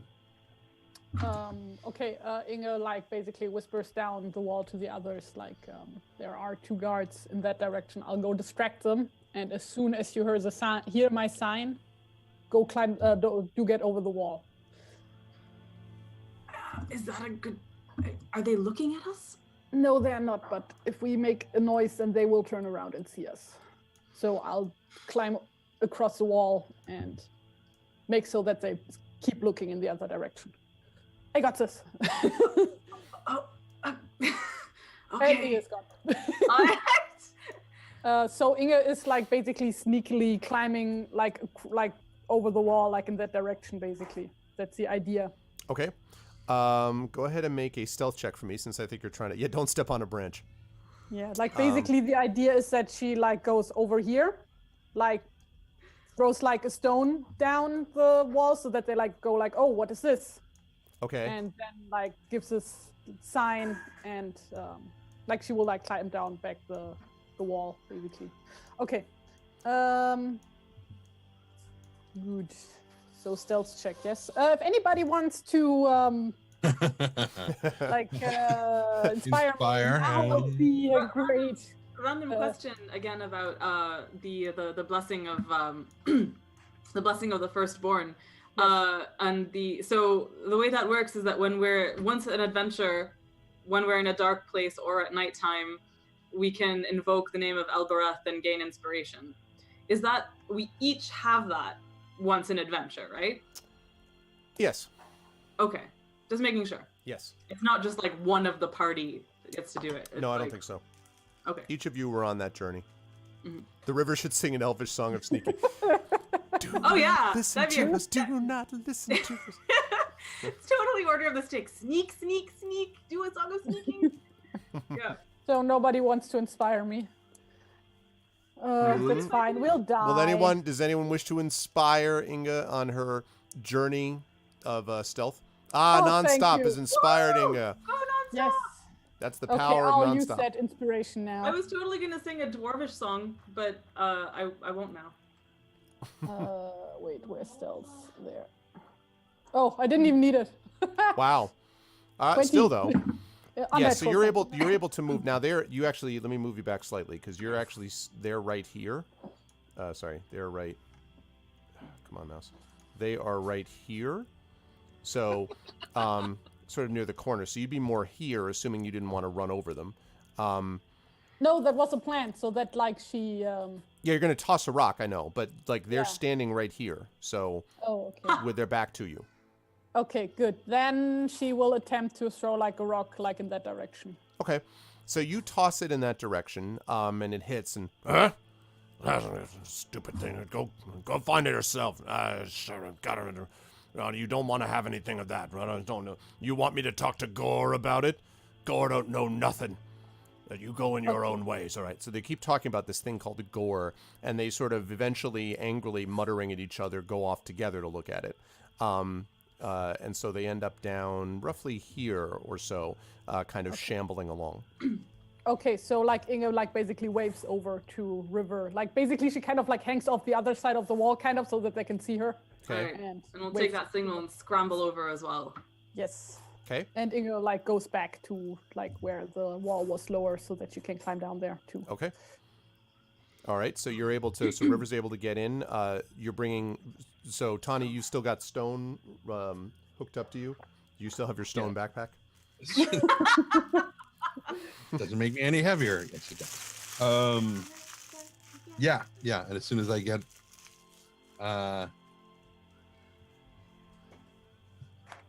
yeah. Okay. Well, then deposit stone on the ground, right? Yeah. I thought it was going to be just like Chewbacca and 3PO in Empire. You just keep walking around with them on your back the whole time. Pretty much. Yeah. Okay. So all of you, and River, you're up also on the other side of the wall, you said, right? Along with Stone? Yeah. Okay, so... potentially could Stone help to seek out where the humans are? I don't see why not. Sure. By the way, this place, I'm sure you're not going to be surprised, stinks of orc. Now, it's a little bit hard to tell because you're already stinking of orc, but it's much stronger than that. I mean, there's like... Yeah, you see several depressions like in the ground where it appears they've been sort of like hastily built latrines, kind of open ones. It's not a pleasant. Hastily built. Yeah. Just imagining orcs just being caught short in any like random corner and being like, "Whoa, just." Any port in a storm, boys. Dig, dig, dig, dig, dig. Yeah, exactly. Exactly. So now that you're in at the moment, these there are no orcs visible close by you, but as I said, there's many over in this direction, and more of the fort as well. Sorry, many over in this direction towards the middle of the Dormerhorn. Okay, and you said that what's in number 8 is remind me, that's another building, but that is a broken down keep. There is most of it is sort of there seems like at one point there were multiple floors, but now it looks like mostly just the first floor is intact. There is a little bit of what might be a second floor, if you could really call it that, I guess, which is towards the southwestern corner. The northwestern corner here. But most of it seems to be just broken down. You can see through big gaps in the hole, and holes in the walls around it. But there are orcs coming in and out of this building. You can't see the front of this, so you don't know what is or isn't coming out of that building. Yeah. But yeah, Inge like points over in that direction, so that like to point them like, let's hide over there for now. Mm-hmm. Okay. And then she goes over there. Okay. All right, let's do it. So, okay. So everyone move your tokens there, please, for me, just so I know where everybody is. Does that mean taking my token once again and putting it here? Yes. Oh, no, now there are 2 of them. Oh, you did not see yours? Because I had brought yours out already, but it's fine. Yes. No. I saw them, but I couldn't grab them. Oh, okay. I don't know. That's fine. Maybe because I brought them in or something. Okay. Okay. Right. Okay. So you're now at the back of this building. So in the back of the building. Real quick. Sure. Real quick. Tawny turns to the river and Inga and says, "As much as I hate to make this request, could one of you do me a favor and punch me in the throat?" Yes. River looks at him for a second to make sure he's serious, and then just rears back and goes. And so cool. That's right.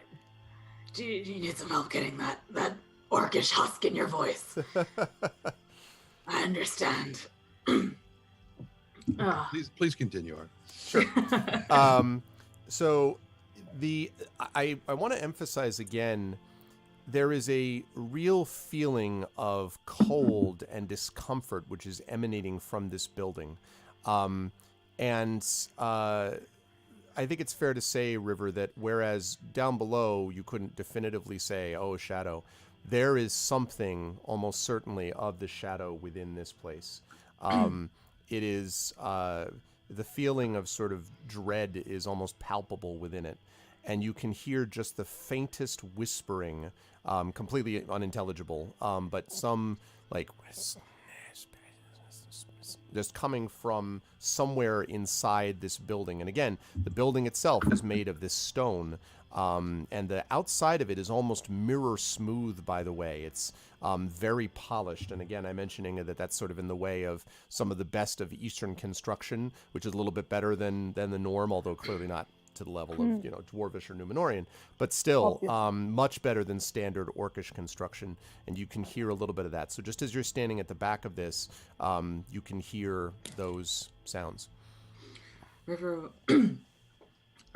tilts her head a little bit and shudders and says, "Can you hear that? Go whispering, like when we're in that dream of the dungeon. It's like that here too. This is a foul place." I mean, they probably don't have the prisoners in there, so No. I'd say let's get as far away from that building as we can, and instead focus on finding the prisoners and getting them out of here ASAP. Right. So how do we find them? Well, River looks down to Stone and looks around to try and orient herself according to what they remember of Waller's map. Can you remind me, according to the map, they'd be towards like the northwest of here? Right. If the map is accurate, there would have been they would be somewhere in here, in what was left of the keep. Although Wallar did mention the fact that there was passage back and forth between that building and the building that you're right behind. So there were humans that would go into this, woodmen that would also go into this temple as well, brought there for various reasons. He was never brought inside the temple, but he saw other people that were. This is extremely upsetting. I don't like this. Say I. River doesn't like it either, but she doesn't say it. So River looks at Stone and crouches down and says, Stone, can you smell any woodsman here besides me? I know it reeks. He's like trying to snort out a little bit of the smell. Have Stone make a perception for me, please. Let's see.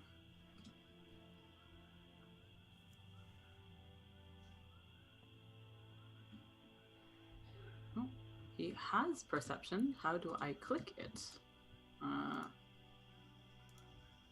Well, it would be D20 plus his wisdom, and I would think that I don't think you have it as automatic. But he would have advantage on perception. Oh, there we go. Oh, sorry. Yeah, Then no, he has I advantage just on perception. Oh, Yep. he has advantage on perception ability checks that rely on hearing and smell. Okay. Yep. So.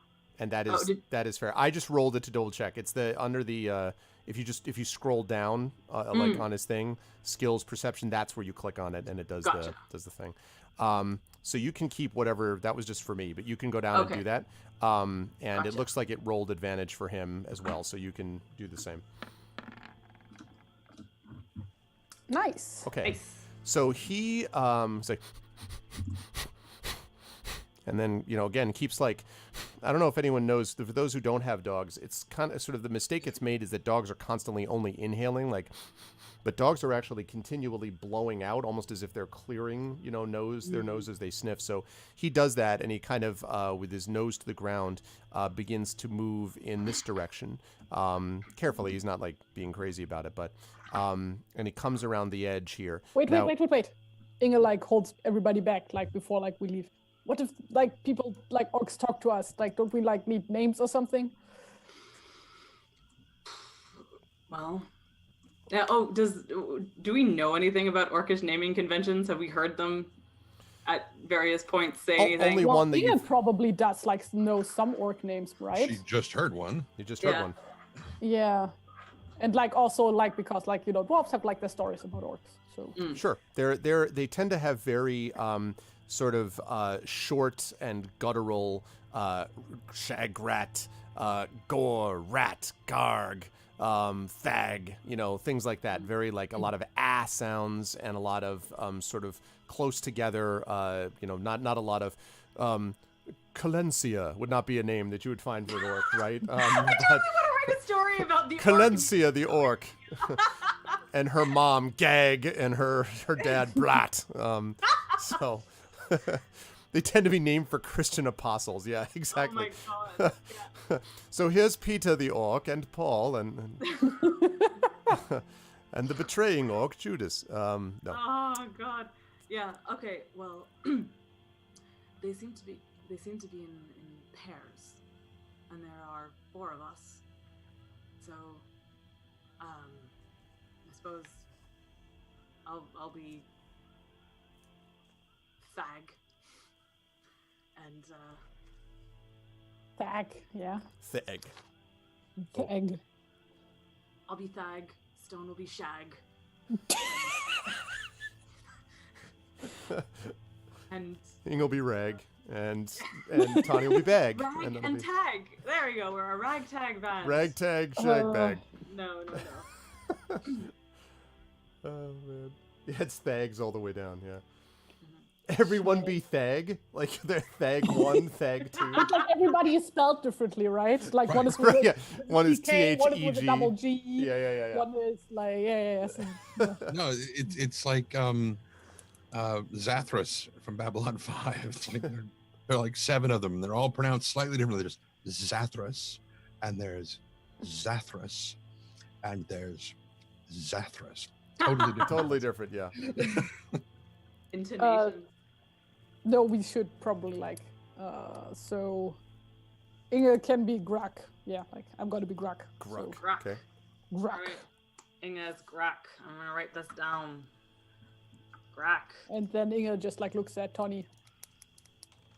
Who might you be, good sir? Oh, man. Tolg. Toke. Did you say Toad? Tolg. Oh, okay. Tolg. That's better than Toad. Toad. All right. Do you know what happens to an orc when it's struck by lightning? No. Your name is same as everything else. It's your Right. actual name. Oh, man. Okay, so the river is Thag. Ing is Grook. Tani is... what is it? Tolg. Tolg. Tolg. Son of Bolg. Tolg, son of Bolg. Yep. And then we've got... and Stone is what? Shag. Shaggy. Or Shag. Scooby. Shaggy. One of the two. Shana Shag, the Indian food that I really like. Okay. And the orcs would really like it too? No. Okay, so Thag, Shag, Tolg, and Grook. Got it. All right. So are you now going to allow Stone to continue his Yes. exploration? Okay.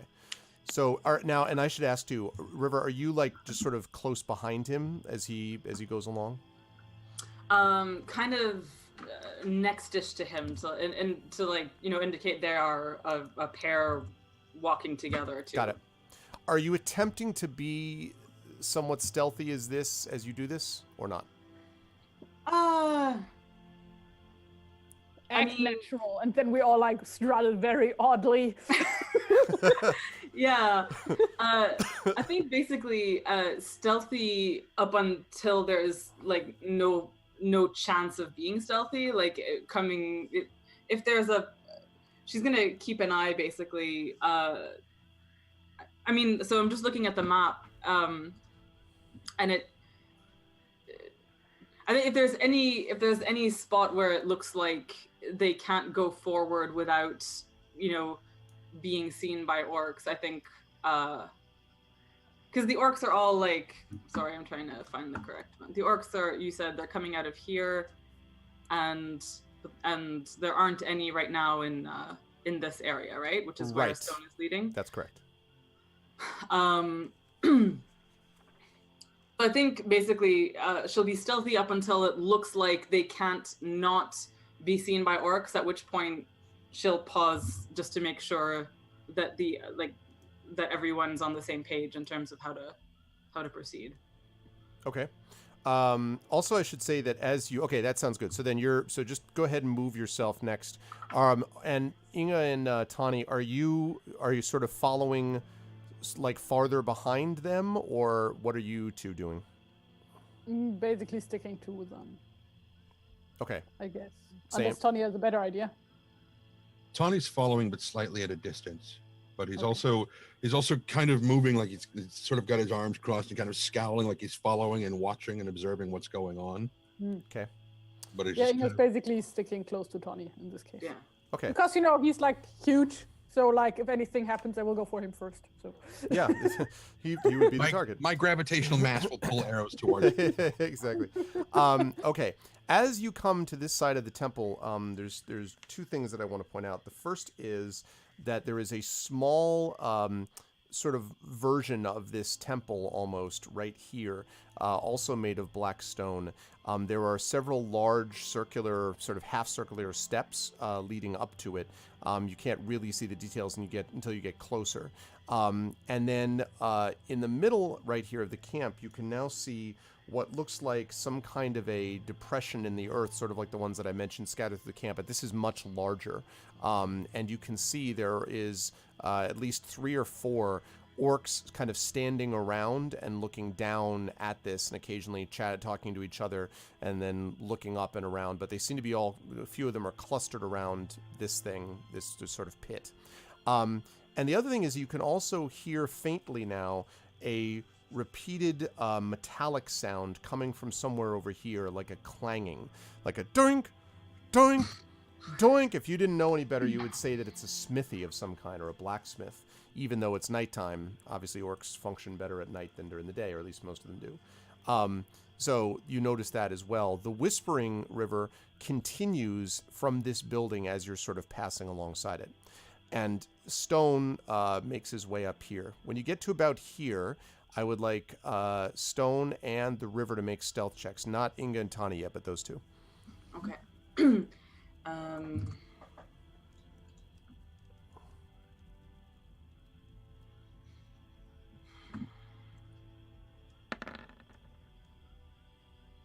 Okay, that was Stone. Oh, that was me. That was you. Okay. That's River. Because Stone has to be from his sheet. Is that just a straight dex check for him? Yeah. If he doesn't have it, then yes. Where did I put? Oh, I froze. No, I froze. Oh no. Do you want to disable Flash? No, I definitively do not want to disable Flash. Thank you. Probably not. No. Bad idea.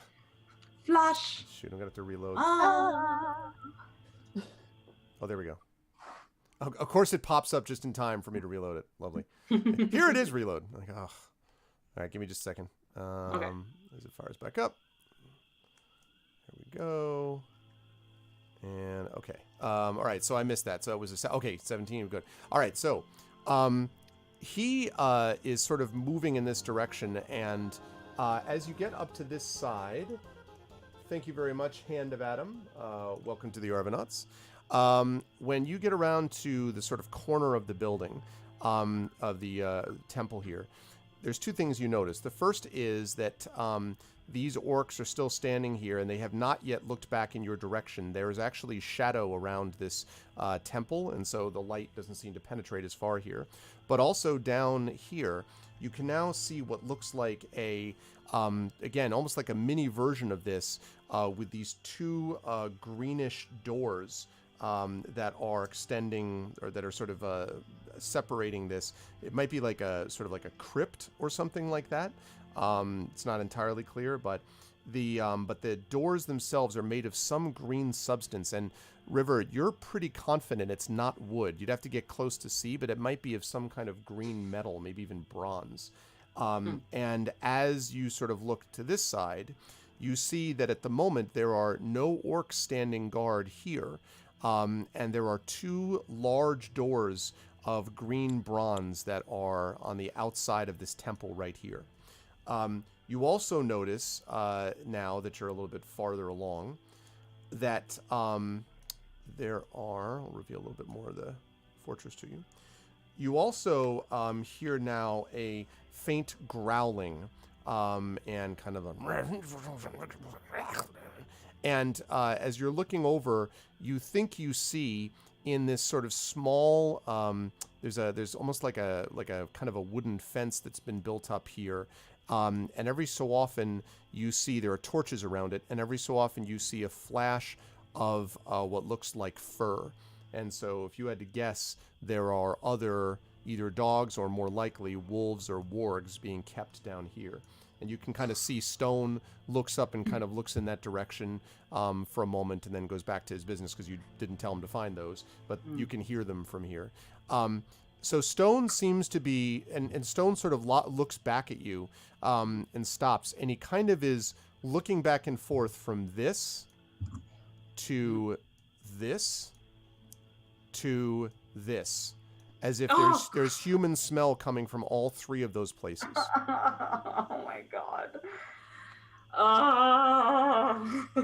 Now, it's not certain, I mean, because Stone can't communicate with you this well. No.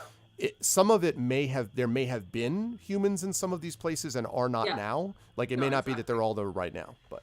I mean, at a glance, it looks like, so what River is thinking right now is that this looks like a pit in which humans are kept. this looks like a place to which they're brought for nefarious purpose. This maybe is a place where they are put to work of some kind, especially if it's in disrepair.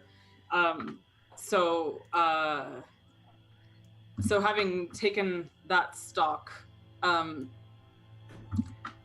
of the wolves, she's going to duck back for a second to the others, and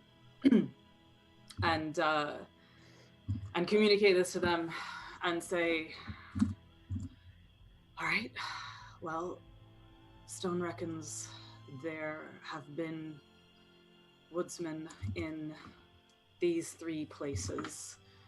Some inside this building that we're next to, in the pit across from it, and in that building, sort of diagonal from it. There are also wolves or wargs a little further down. And I suppose we can have our pick of where to start to find them. I don't doubt I don't doubt Stone will be able to find where there are people if we go further in our scene, but we'll have to start playing our roles now, so I hope you're feeling grack and tolgish.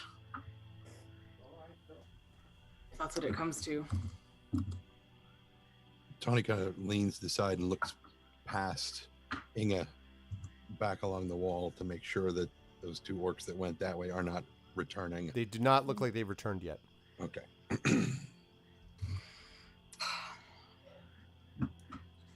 So, What could possibly go wrong? Let's go.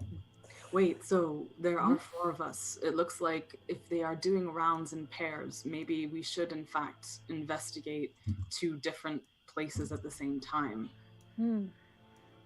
That way, we can also show that we know other orcs if we have to call back to each other or something like that.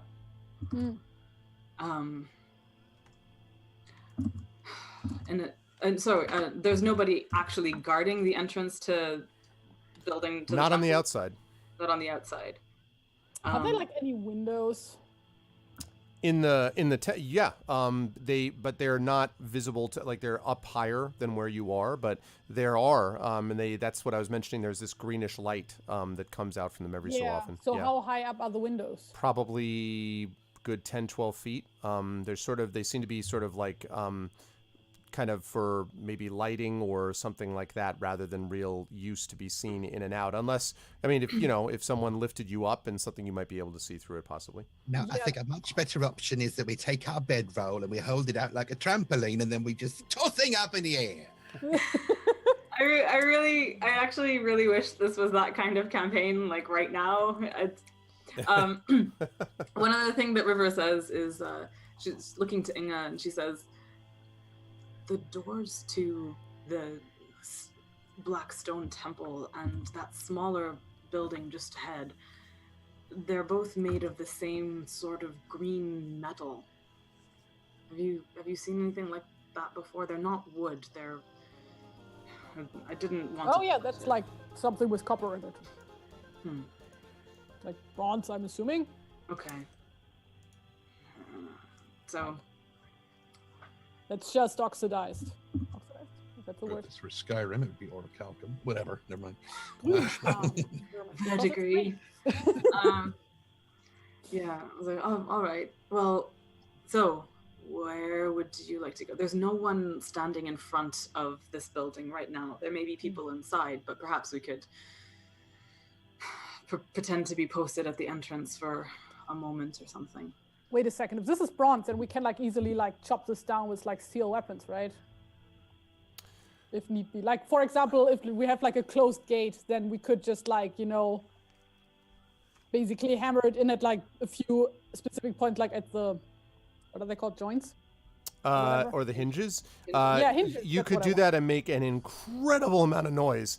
But No, yes, just you like could. no, that's like not for now. Just like in theory, if we would need Theoretically. that would be a possibility. Okay. Theoretically. Now, it would depend because the Because, doors... like bronze is kind of soft. That's so- right. That's right. The doors here are pretty big, pretty tall and heavy. But yes, I would say so. And one of the things about bronze is that it's, as you say, it's soft and somewhat expensive as a building material, but it's the kind of thing that is often used for ritual, buildings and things like that, ceremonial places and stuff. I mean, it's not as soft as copper. Once you mix tin in there, it hardens up quite a bit. Yeah, it's right. That's right. It's not. But It's certainly not. It's not as bad as steel. Nothing. That's basically right. River, meanwhile, is like, I feel like I'm not heartened by the idea of how soft the doors are if, in fact, they suggest that there is fell and terrible ritual taking place within, especially if that's where some of the woodsmen have been taken. I want to see what's inside that thing. Tony, can you lift me up so that I can have a glimpse inside?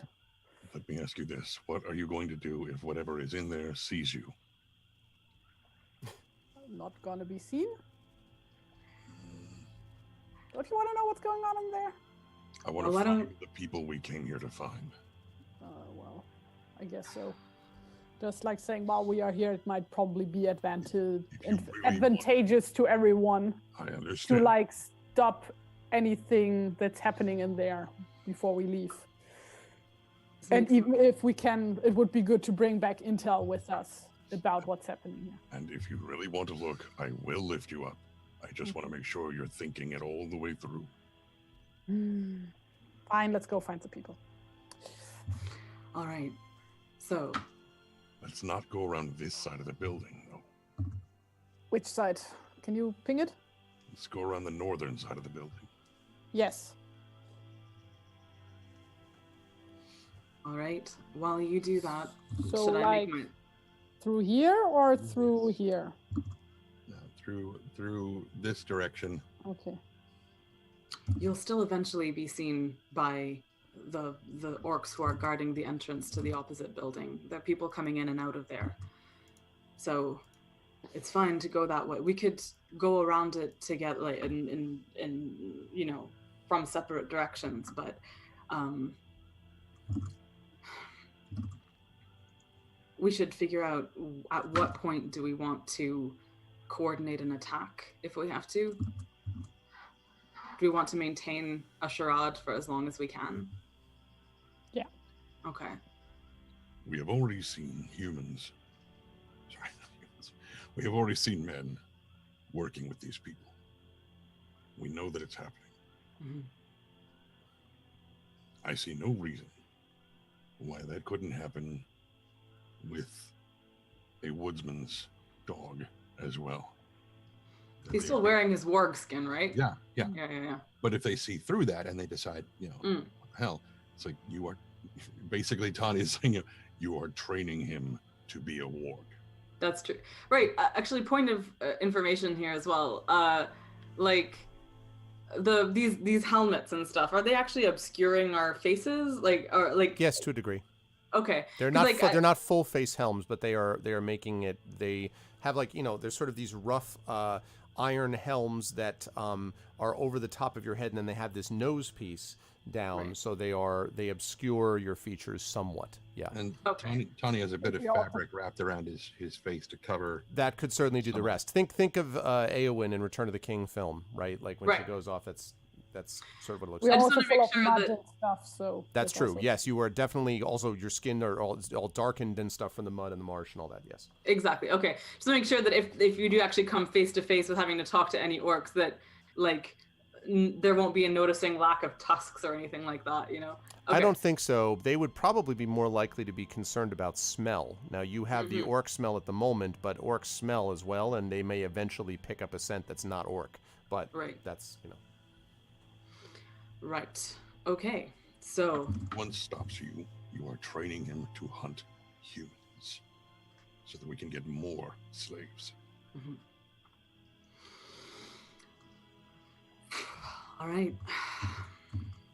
Are we ready for our performances then? Where do you want to go, and where should I go?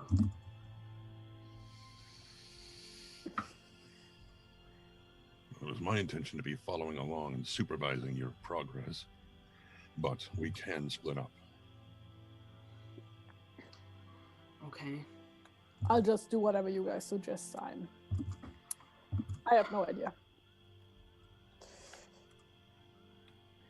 Why don't you go to the entrance of this building? Maybe you can look and see if there are people inside, as well as whatever is going on there. If you're stationed at the door, perhaps you can look in with some deniability. The music just changed. I'm really nervous. You mean building number 9? Yes. Number 9. Number 9. Number 9. Mambo, number 9. That's the one I mean. Okay. It'll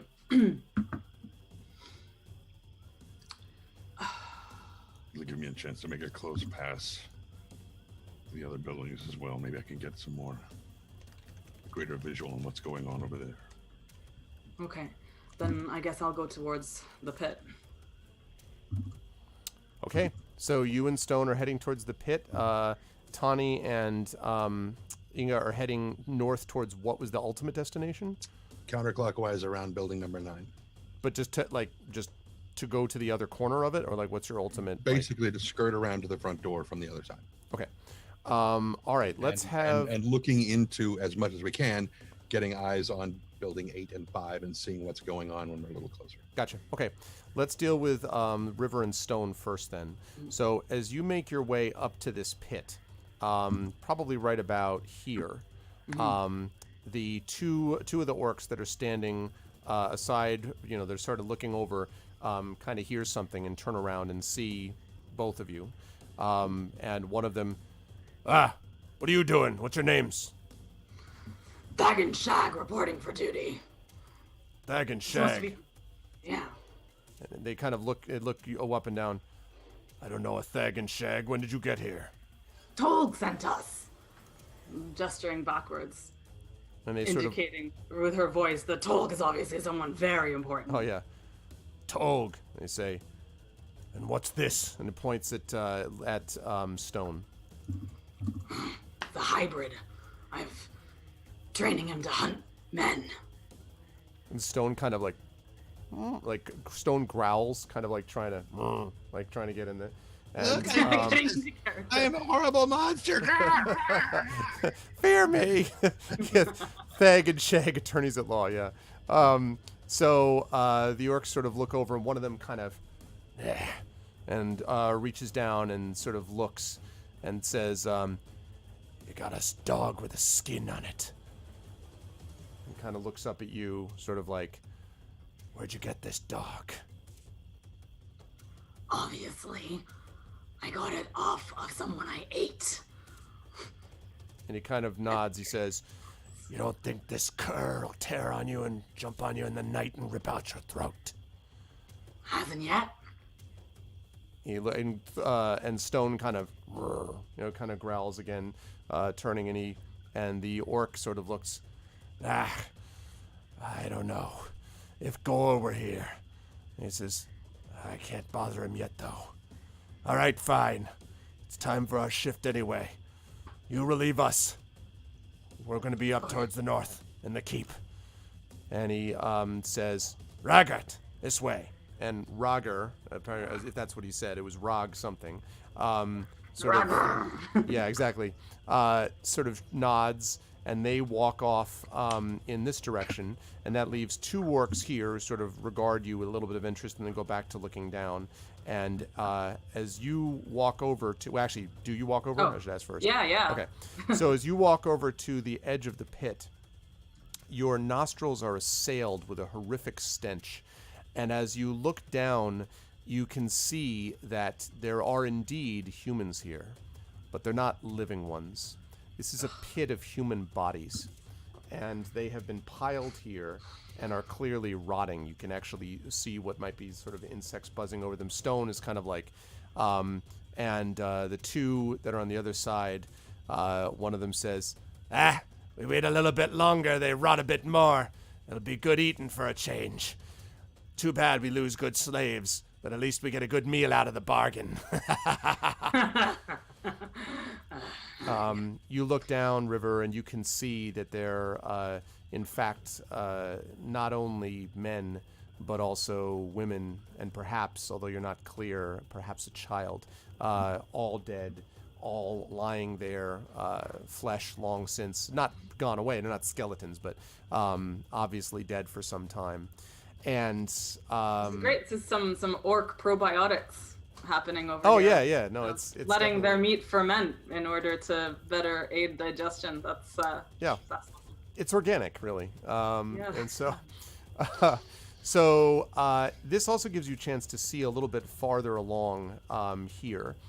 And as you're looking down here, the sound of the doink, doink, it sounds louder now, the metal sound. And you can hear that it's now coming from here. And you can see sort of there's flickering lights everywhere, but there you can see a brighter flickering light as if of some kind of a forge or flame within this building.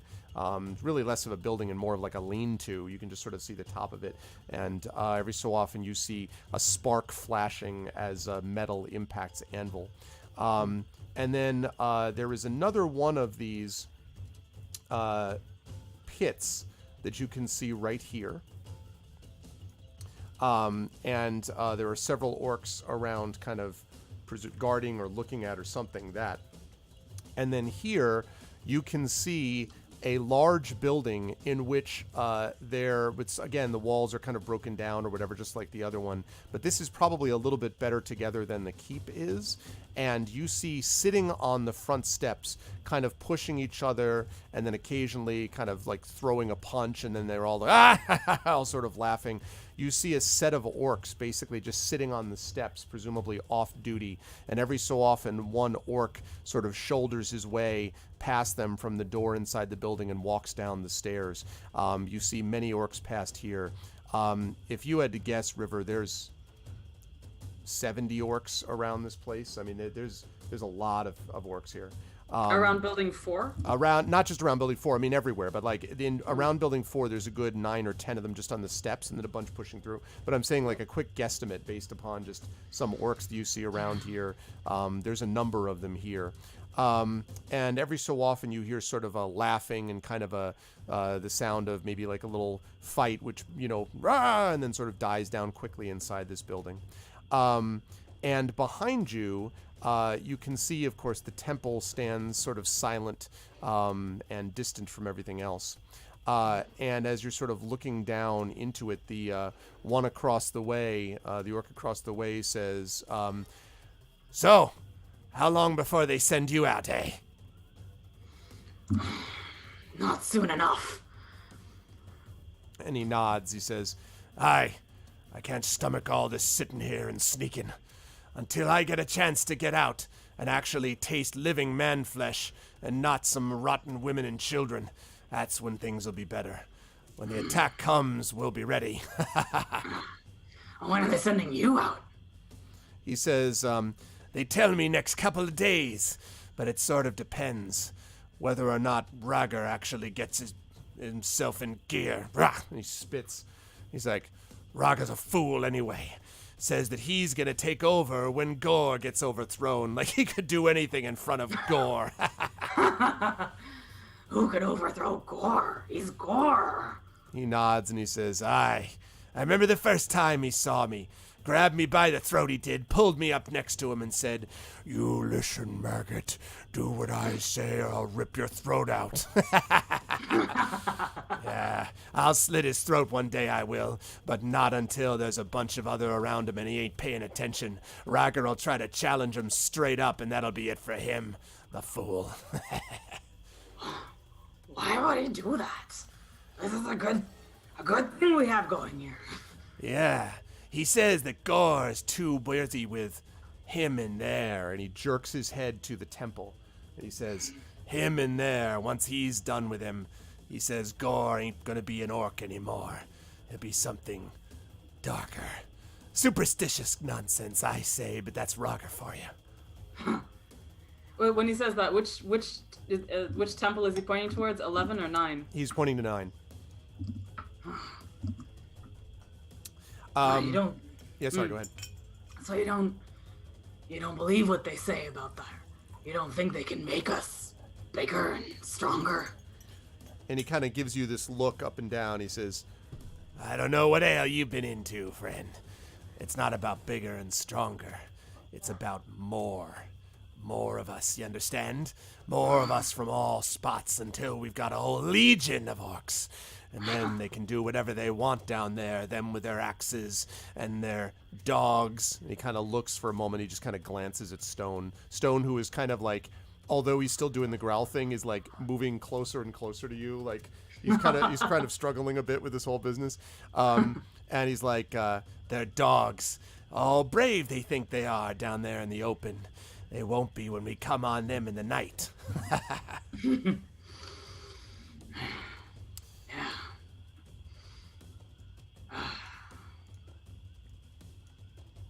look forward to not being hungry all the time again. He says, aye, well, you can always dive in right now. Have a snack, I won't tell anyone. They're right there for you. Here! And he grabs a limb, and he tosses it over to you, like across the pit. Do you grab it or not? Of course she grabs it! It makes a terrible squishing sound. Stone is like, and he says, that right there is delicious, good white meat. Why don't you have some? And he's staring right at you. I'm gonna cut from that. And I'm going to cut to Tani and Inga. Wow. Meanwhile, note to self: don't make any references to eating. in the meantime, Tani and Inga, you are making your way around the building. So when you get to about here, I'm going to need all of you, by which I mean the two of you, to make a stealth check for me, please.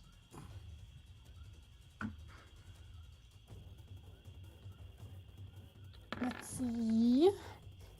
Wow. It's like the alternate timeline where you bang your foot in the wall. Okay. Yeah. So as you're walking, Inga, this orc outfit that you're wearing is a little bit, it's a little bit too long for you, even by sort of standards, and so you kind of trip a little bit, and you bang into Tani, and Tani sort of stumbles forward a bit as well, and there is the sound of kind of a kumph as you sort of bang into the ground with your weapons, and there's, at that same, you hear this kind of, and I'm back over here, I heard. And you hear the sound of maybe the two orcs coming back this way from where they were standing over there. Now, if you still went on to the corner, you could still get to the corner if you wish, because they're not, like, right there. But you think they might have heard you or heard something. Wait, from where do the other orcs come from? From here, from where the two were that you originally threw the rock down that way. You hear the sound of perhaps them or two other orcs, but definitely orcs returning from that direction. Yeah, it would just keep on walking as if nothing happened. Okay. Same, Tony? And pretending she just tripped over a rock or something. Okay. When you get to the corner of here, when you get to the corner of the building, there are two things you notice. First of all, up here to the north, you can see that there are several steps leading to a what sort of, I guess, could be loosely called a door. It's not really much together as a door. And behind it, you can see several what looks like orcs that are probably standing guard. They are looking out, although they seem to be talking more to each other than you at the moment, or noticing you. And past them, you can see several shapes that are either curled up or have their knees, up, sort of like their hands around their knees and so forth behind them. You can't make out what they are, though. You don't know if they're humans for sure, but they're definitely on the ground. And then in this building here, you see the sound of a low clanging, or hear the sound of a low clanging bell. And River, you actually hear this too. This is just before he tosses the limb to you. You hear this durng, durng. So as this happens, this door is thrown open. And coming out from the door with several what look like very clearly woodman human slaves alive between them, are the two of the orc guards. And they're walking down the steps, and they see you and stop. And, what are you doing there? Who are they talking to? well, one of either you or Inga. They seem to be looking at both of you. Okay. Petroli, what does he look like to you? And he says, "The patrol route don't go that way. He changed it, don't you remember? Gore said to go the other direction." Who was supposed to tell me that? He says, "I don't know. Depends on your commander. Might have been Rager or one of them." Rager. Fine. And Said it's that way. he says, "Yeah, but we ain't got time for that now. We got Then two what more." are you bitching at me for? He says, "There, take these two," and he like literally pushes the humans towards you, and then goes back, turns around, and grabs two more, and he says, "They're all going. It's the ritual time. You got to bring them in." So now, Inga, you're on one side and Tani's on the other, and you can see the two. One of them is a woodman man, one is a woman, and they are emaciated and look in awful shape. Like, I mean, Wallara looked in bad shape. They look worse. Like, these are practically skeletal in nature in terms of how much food they haven't had, very clearly. And they sort of see you, and they don't even, like, the man still seems kind of like almost shivers a little bit. The woman just seems hollow, like just sort of almost stumbles over and just kind of sits there, like no spirit at all, just there. And the other two orcs come out with the two between them, the two other humans between them, and say, "What you waiting for then? Go!" Yeah. And he starts moving them, presumably towards the front of the building. Yeah. Yeah, helps. When you get to the yeah, and they actually, so you're now this is important because you're in front. Are you heading here? You were heading to the pit. Where are you heading? Well, when he said ritual, that sounds like temple action. Okay. So he's heading towards the front of the temple. Yep. So and they seem to, that seems to be what they expected. So when you go up the steps to the doors, there are these green bronze doors. And now that you're close to it, Inga, you can see that despite the fact that doors like this are soft, as you said, when compared to iron weapons, these things are heavy. In fact, this sort of thing probably would have had to have been, you can tell that it was almost of a piece, as if these doors were forged and brought here, not built here on the spot. Now, they are not still like, again, they're not the level of dwarven construction and all that, but this is pretty good work, you have to admit, for sort of typical Easterner, orc design. And again, as I said, it's older in design, and these were definitely brought here. So if you want, Tani, since you're in the front along with Inga, you two could push the doors open if you want. I mean, like, they're closed at the moment.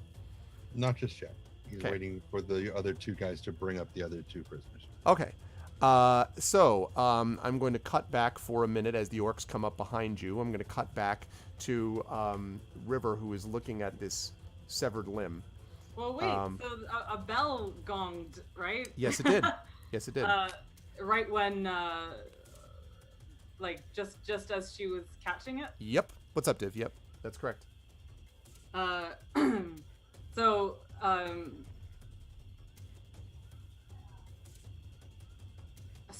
right, I'm just gonna get this in my head for a second. So, bell gonged, that stuff happened with them. And you only caught the tail end of it. Like, you just saw Tani and Inga emerging with these two human prisoners between them. So, having caught it, River just watches the ritual and looks from the humans to the limb and just goes, "When you've had it fresh, it's just never as good," and just kind of tosses it down and looks with what she's trying to muster as hungrily towards the living slaves. Make a deception check for me, please. Oh boy. Yeah. Technically, I think she would have advantage because given the smell, she's probably drooling a lot in preparation for throwing up. So Your comment is taken under advisement. Hit it again. I would so love some inspiration right now. Some inspiration would be really, really, really Does great. anyone want to inspire the River on this one, insofar as she is trying to avoid eating a human limb. I mean, it's even less the eating human limb part as it is like exposing her teeth. Yes. But, yes. I imagine both. Oh, flying enemies. Sorry. I should mention, by the way, that this is for people who support the channel at a certain level. It's kind of an extra thing we do for chat. So this is who has inspiration right now. These are the folks who have contributed to the Patreon at the $10 level or who sub to my channel at the tier 2 level or above. They get an inspiration they can use at one of my campaigns during this. So Nonstop used one of his earlier today, and those are the people who can do it. So if you support at a certain level, you can inspire. You don't need to feel obligated to do it, but like that's what they're talking about. So We certainly won't stop you. yeah, I was gonna say they're not going to be upset if that ends up being what happens. So, what is this, Thorg? Nonstop is wow. And Nonstop as usual pulling it through. Now Nonstop is going to be like, watch GOG, the D&D GOG next is going to happen, and people are like, can you help me? And Nonstop's going to be like, look, you got to talk to the Tolkien people because like AME people could not keep it together. Okay. All right, so Nonstop has inspired. Thanks, Nonstop. All right, let's do it up. Go ahead and make your deception. Disgrace. Oh, nice. Okay. So you do this, and so it kind of, the orc looks at you for a minute and then nods and says, you're gonna have to get used to dead meat one day or another, but I agree with you, fresh is always better. Anyway, it don't matter. In a minute, they're gonna be coming by this way, and they'll probably want people to come and deal with it. I suppose, you ever seen one of the rituals for yourself? No. Have you? He says, once. I have to say, it was kind of terrifying and awesome all at the same time. It was something about the smell and the feeling of the blood. I think it was that probably made it the best. But then, of course, you're right next to him the whole time. And when he says him, you almost see him shy away slightly from the building. What's he like? You don't want to know. Darkness he is. A darkness. It'll come and take you in the night, they say. I don't know. It's just more stuff from Roger, probably. But, I wouldn't want to be back there again. I'm glad I'm not the creatures going in, that's for sure. And, you can see now that Tani and Inga are now mounting the steps towards the doors and now standing in front of the doors as there are two other orc guards with two other humans behind them. And one of them says to the one in front, or says to Tani and the rest, all right, let's do what we need to do. I forget, did my orc say his name?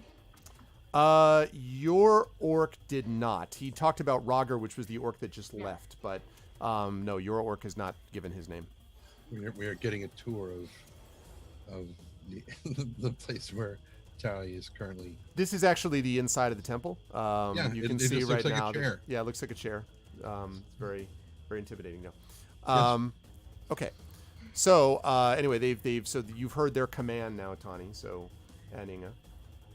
Now these guys are regular orcs, right? Yes. But not uruks. They are not uruks, no. Like the armor of what I am wearing and the approximate size of what I would be. That is true. That is true. Although they're not goblins either. I mean, like they are, so. Well, what was the command? You just said to, head inside, basically, head inside is basically it. And Tani will just hold for just a moment, just kind of staring like he's weighing, do I take orders from you? Mm-hmm. Kind of look. And then he just sort of lets out a sort of a deep-throated growl and just sort of turns and just pushes on the doors. Okay. When the door opens, the doors open into what is clearly the kind of sanctum. There's only one room here, the inner sanctum of this temple. There are many pillars of black stone which are supporting the tall roof of this place.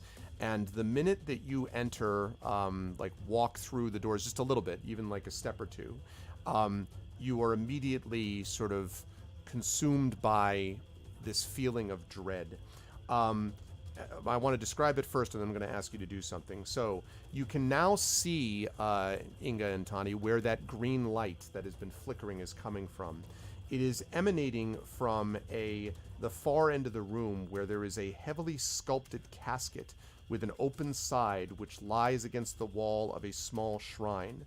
The casket is the size of a coffin, and it's made of, if you had to guess, Inga, from here, probably gilded wood rather than metal, but it's reinforced with these iron bands.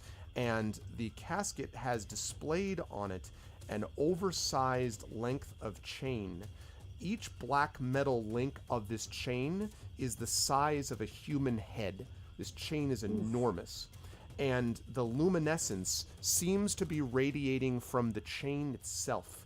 This is the thing that is giving off this kind of green glow. And bathed in the green glow are two figures. One is a human. You can't really see what kind, but a human. The other is a very large, clearly Uruk, but even taller than a normal Uruk, standing as well. They are deep in conversation, and you can't really hear exactly what they're saying. They're speaking in low tones. You do hear the orc is kind of a guttural sound, but there's also a whispering coming, and it doesn't seem to be coming from either of the two figures, because they seem to be talking to something.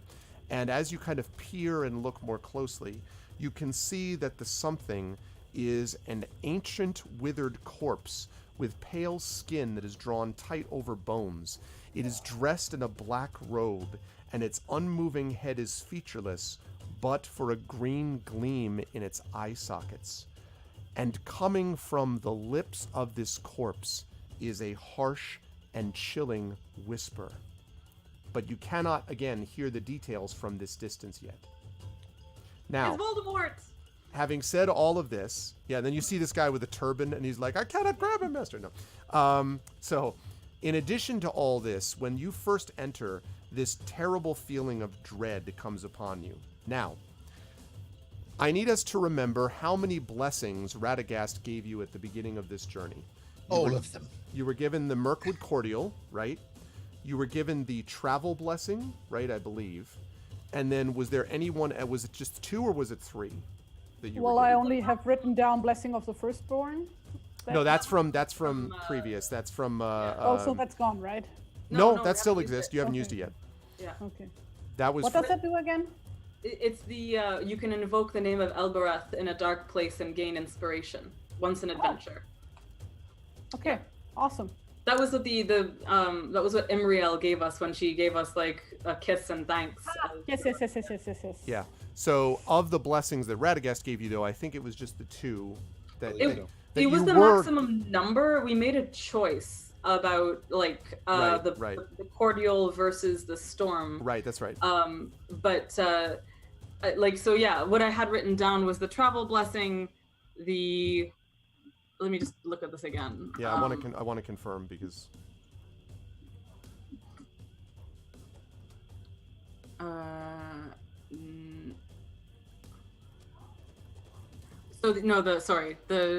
Well, I have written advantage on first encounter rolls until Gladden Fields. Right. You it's no longer in force, but you had it on you is the question. So Okay. this plus the cordial, so basically 2, right, is what we ended up with, I think. Were these 2 And I guess blessings. the communication thing. Yeah, but I that's don't know not. how- Yeah, no, that's not right. But that doesn't actually qualify in the same way. So, Pull out a moth. Help! yeah, exactly. So I need the person between Tani and Ingo with the highest wisdom, which I'm going to guess is Tani. But Yeah, probably.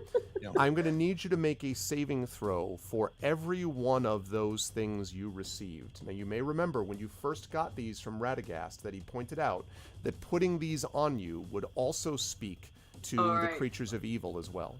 So the question is whether they've noticed that there is something that has entered their presence. So, and you're too far away to sense this, River, except that you don't have the same feeling of dread, except just the general darkness. But you can see Tani and Inga like kind of hesitate a little bit when they get there. So I'm going to come back and ask what you do in a minute, River. But I want to deal with Tani and Inga first. So I need a wisdom saving throw. You're going to need to make 2 of them. Yes. So obviously 1 at a time. Come on, Tani. 14. Yes. You had inspiration on that one, right? Advantage on that one. I have inspiration on, or I have advantage on perception check. That's it. Okay, and then the second one. Woo! Okay. Oh, damn. You feel this sense of dread, and you kind of feel this like, and there is a sort of moment of kind of. It almost feels as if you feel exposed, as if suddenly your disguises have been drawn from you, even though they're clearly on you, and as if there is something looking upon you balefully. But then the moment passes. You don't know if that means if you've been noticed or not, but at least it means for sure that you were not like something has not for certain like it wasn't like you were like, hey, we're here, but something had its notice upon you for a moment. And now the orcs behind you with the two guards behind you with the 2 humans are like, come on, what are you waiting for? And the characters in front, the creatures in front, don't seem to have noticed you yet. Oh yeah. So, Tony just kind of does this slow turn to look back at him like, motherfucker, you speak out and turn to me one more time. And turns back around, grabs one of the people like by the back of the neck and just starts pulling them forward. Okay. Now, Inga River, does also that. do the same thing? Okay. You push them forward. Go ahead and move your characters, please, inside the temple. River, what are you and Stone doing, having seen? You see them enter the temple now. You do not know everything that I've described about the interior yet, other than the stone pillars you can see.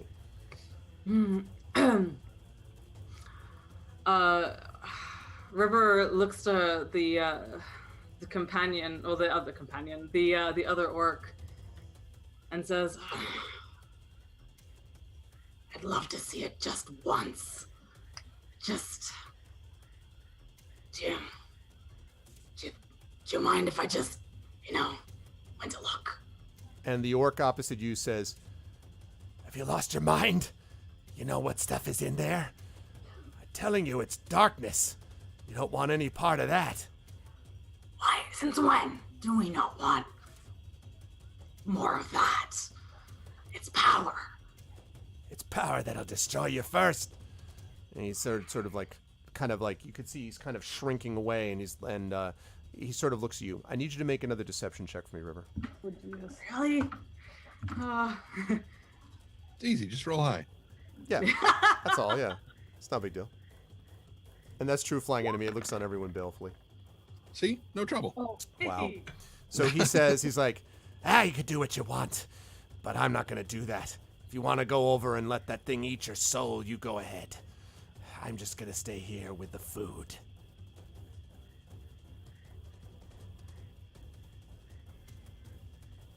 No, I was just gonna wander over and Okay. skulk over with Stone.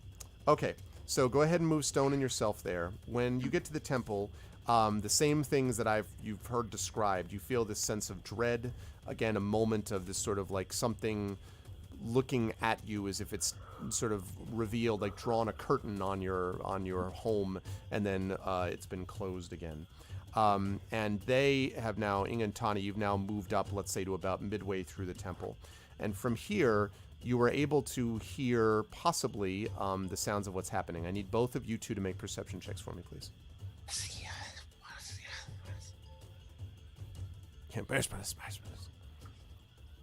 I have advantage. Really want us to get to the point where we're exploding shit. Can we get to the point where we're exploding shit? Can we just blow things up and make the badness go away? I don't know. Do you want to blow up the 70 orc strong fortress? I mean, look at yes, it. Yes, I do. I want to set fire to the corpse and leave. I'm fairly certain that blowing that horn gave the ability for Inga to just shatter every orc here. I'm pretty sure. I Just look at you like I dead, definitely dead, remember dead. our explaining how that works mechanically. Oh yeah, yeah, you were, So, yeah, sure. No, You it was heard like it, you heard it. He agreed. He agreed. it was Somebody like cut that it was like right now. Yonda. It was like Yonda in right in Guardians of the Galaxy. Like you just want to blow the whistle thing and have that awesome thing kill Yeah, everybody. Mary Poppins, y'all. Yeah. Okay, so as you, so both of you actually are able to hear the three of them. So speaking to each other just as you're coming up, and the large orc says, the mountain maggots want plunder and war. They say they didn't come south to sit and wait in their holes. They want to kill. And you can see, as I mentioned, like as you're closer, you can not only see his size, but you also see that he is wearing an iron helm, and on his iron helm is imprinted a great red eye of some kind that is just painted on, perhaps with blood or something. You have no idea. They're just watching a mouse react. It's like, nope. The human says, we need more time. This chain is useless to us unless we master its secrets. We must bide our time until we can strike with the greatest weapon in all of Middle-earth. And you know this, Gore. And Gore says, the only thing I know, Lockmund, is you would have us sit here until we rot from boredom, and my lads want action and blood. And then, emanating from the mouth of the corpse, and you note that the corpse's lips are not moving. Something is coming from it. It says, send word to the mountain tribes. They will wait, or they will die with the rest of the north. Double your patrols. If we are discovered, all may be lost. And the man and the orc look at each other, and then at the thing, and Gore says, but I'm telling you, and Lockmund almost immediately at the same time says, perhaps it would be better, and then the corpse says, silence. You have made your blatherings clear enough. You will do now as I say, or be eaten by the darkness with the rest. Or must I remind you again of what you face? And there is a shadow that gathers around it. And both Orc and Lockman kind of take a step back, and then they kneel, and they turn, and Gore, for the first time, sees the two of you standing there and says, the ritual will be in just a moment. You put him over there near the corner. You can tell that he's a little shaken. Yeah, just a bit. And this does not look like a guy, like an orc that gets shaken by much. But he pushes his way past you, nearly knocking you over, Tawny, just like right, you know. The orcs behind you are like immediately to the side as he walks by. And Lockmund passes you. As they get to the doors and they see you, River, Gore sort of walks down the steps and looks at you for a moment and looks down at Stone, and then whatever it is that's shaken him, he sort of strides off, and you hear him calling for food as he moves into the center of the camp. Lockmund, however, stops as he passes you, and he kind of looks up at you, and his eyes narrow, and he looks in at you, and he says, "What's your name?" Thag. And he sort of says, "How long have you been here, Thag?" Few weeks. He says, "I haven't seen you before, or that thing." And he points down to Stone. He says, "It's wearing a warg skin, but it's obviously a dog, and Yes. I know this kind of dog." I've been out on patrol. I got it. I tore it off at the person it was with. That one's shut out on the countryside now. No. Oh, bring it outside the walls. And Hunts men now. he sort of nods and he says, I see. It's not easy to change these creatures, you know. You may find that it's waiting, and then might tear out your throat, Thag. I'll tear out its throat first. And he kind of looks at you and looks down at him. Now, Inga, when you hear his voice from behind you, I want you to make for me, please, a history check. Ooh, okay. Yes. Is he made from stone or what? He's actually a very tall dwarf that is, you know... He was tortured, just like Gollum. He was put My on real name is Lockmund Oakenshield, his cousin. Okay.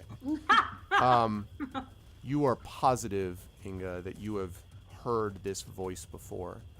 And as you look at him, you sort of think about it. You remember, of course, having spent some time in Lake Town and in Esgaroth. And in fact, you started this whole campaign a long time ago in Esgaroth. But you remember that there was always, with the old master of the town, the one who came to a bad end when Smog destroyed the town and Bard eventually took over. This was almost certainly, and now you remember the name, this was one of that master's closest associates. You remember he was always there by his side. And you remember him as being someone who always was the yes man, basically, to the master. And of course, you and your people and the people who were, you know, in Esgaroth at the time were not fans of the old master, especially with what he did after things happened later on. So you know him. Now, he didn't notice you when he walked by, but you definitely know him. Yeah. So as you hear that voice. Now, to jump back to you, River, I need you to make a deception check, please, for me. I know. I don't think I'm stretching it, though. I'm pretty confident these are all deceptions. I'm only contemplating the fact that it's the third roll and I've had to. Can I assist? In her deception? How? By adding a She's distraction. right. by adding a distraction, something that'll just barely pull his attention away. Well, all right. What's the distraction? I mean, you know, Tawny was told very specifically, put them in the corner, and so Tawny's like, "You heard him. Put him over there," and he's just making a bit of a show of, you know. You make a deception check first, then. I'm going to see whether. Don't hold off, River. I'm going to see what Tawny does here. Okay. Not holding off. Not good. Oh, Jesus. 10. Right. So as you kind of bring, exactly. Oh, Jesus. She sounds convincing. So you kind of bring them over, and he sort of half looks at you, but doesn't really pay much attention. And then he looks back at you, and he says, and he kind of narrows his eyes. I know something. Wait a minute. And he kind of bends closer, and at the same time, you hear this whispering sound coming from the corpse again. And you hear them saying, "There's something stirring here. Something from the..." And there's sort of a pause, and then... "The light. That is the work of the light." And this dark shadow comes up from the corpse, gathers around it, flies towards Tawny and Inga, and says something. "Orakax, Anagast, Anamanas, Lonanagast." It is the black speech of Mordor. It vanishes. Lockmund looks at you, rips off your helmet, River. Oh, I was And- gonna... You can now he's going to do that. Now you can immediately react after he does so, but he rips off the helmet and then says, "Men, treason!" Well, okay, so the thing was, I know that's a dramatic moment to end on, except I was going to say that in the second that he looks like he's hesitating over who she is, Yeah. I was actually just gonna have her stab him. Oh, okay. Yeah, you know what? Even better. That's fine. That's Yeah. fine. That's fine. That was Go ahead. I'm going to let you go ahead and get that stab off for just a minute. Okay. You go ahead and stab. all That's right. fine. He could do it at the same time. Actually, he just basically yells, "Tree!" Like, Well, at I the was same gonna have, time. like, when he says "wait a minute," I was actually gonna like have her fucking It's a boring conversation anyway. Luke, we're going to have company. and as she does this, Wait a second. Why did Inga just roll? What is this? Why? Because did you not hear me what I said? No, I didn't. I didn't, Inga. I Oh, heard no, I heard the said, river like, stabbing. Yeah, like Inga was about to do the same too, like the second, like she knew like the jig was up, basically. Oh. To whom though? Because he's too far. Lockman is too far from you. You heard the voice behind you, but he's. So. Oh, okay. No, So, I thought she was like. in my facing head, me. what is happening here is that he goes, "Wait a minute," and the voice starts saying the light, Yep. and River whispers for Elbereth as she like. Okay, I'll buy that. Stabination. Sure, sweet. I'll buy that. In so- case we were wondering about the light. Like, Yeah, in case you were wondering. You got about that the light, right. that was- exactly. So, Oh, so he man. looks. Wait a minute, and she's gonna lean forward and whisper for Albereth, and then strike him. Okay, Trent. so- She says you got this coming. You remember? so that I'm gonna use that as my one inspiration of invoking Elbereth, and then good attack. So hand axe the first, hand axe the second. Nice. All right. So I would say that both of those are hits. And go ahead and roll damage for both of those. Okay. And 14 I don't know damage, if wow. that means Stone should attack too or not, but No, I'm just gonna give you. Okay. I'm gonna give you the sort of those things. Okay. So that happens. He kind of staggers back, yells treason, and then the spirit is vanished, and then you hear. Dum. It is the sound of orc horns blowing, and that is where we will call an end to the business. Wow, good stuff. I mean, ooh, I love it. Yee. I was really head up, Oh, guys. man, I was I'm having not such a okay good- with any of this. Oh. Everything is bad. Everything is terrible. So good. Not okay. Oh man. The We're horns are getting the nothing. fuck Yeah, out of here. the horns are nothing. They're just. It's a separate. It's a car alarm. Like one of the. Yeah. You start hearing them go. Nobody listens to those things. whoop, bop, bop. Everybody ignores those. Good stuff, folks. Wow. All right. Well, I'm going to start with, as I usually do with Amal, who's made this very clear about everything is bad. How did you feel about? Look at her looking up at you. I know. Look at her. I know. Look at her. So much of this adventure is her being mad at various peoples inside it. Like. No, I'm not being mad at Arf. I'm being mad at the clock that just started. Oh. Yeah. No, I'm very Oh. happy with this clock because I couldn't take this anymore. Just stab everything, slash, stab, attack with dog, get the fuck out of here. I am no longer are we going to be in this terrible place. We are leaving immediately. That is what's happening. We're grabbing people. That's it. No more. I hate it. I hate everything. Everything is bad. Fuck the darkness. We're getting out. And that's how I feel. I was going to say, but tell us how you really feel. I was going to say, yeah, don't hold back. I think, like, man. Other than that, this was really great. I enjoyed this. I enjoyed being a horrible fucking orc. I feel slightly disturbed by how easy it felt to get into character as a simple creature with hunger and rage in its body and little else.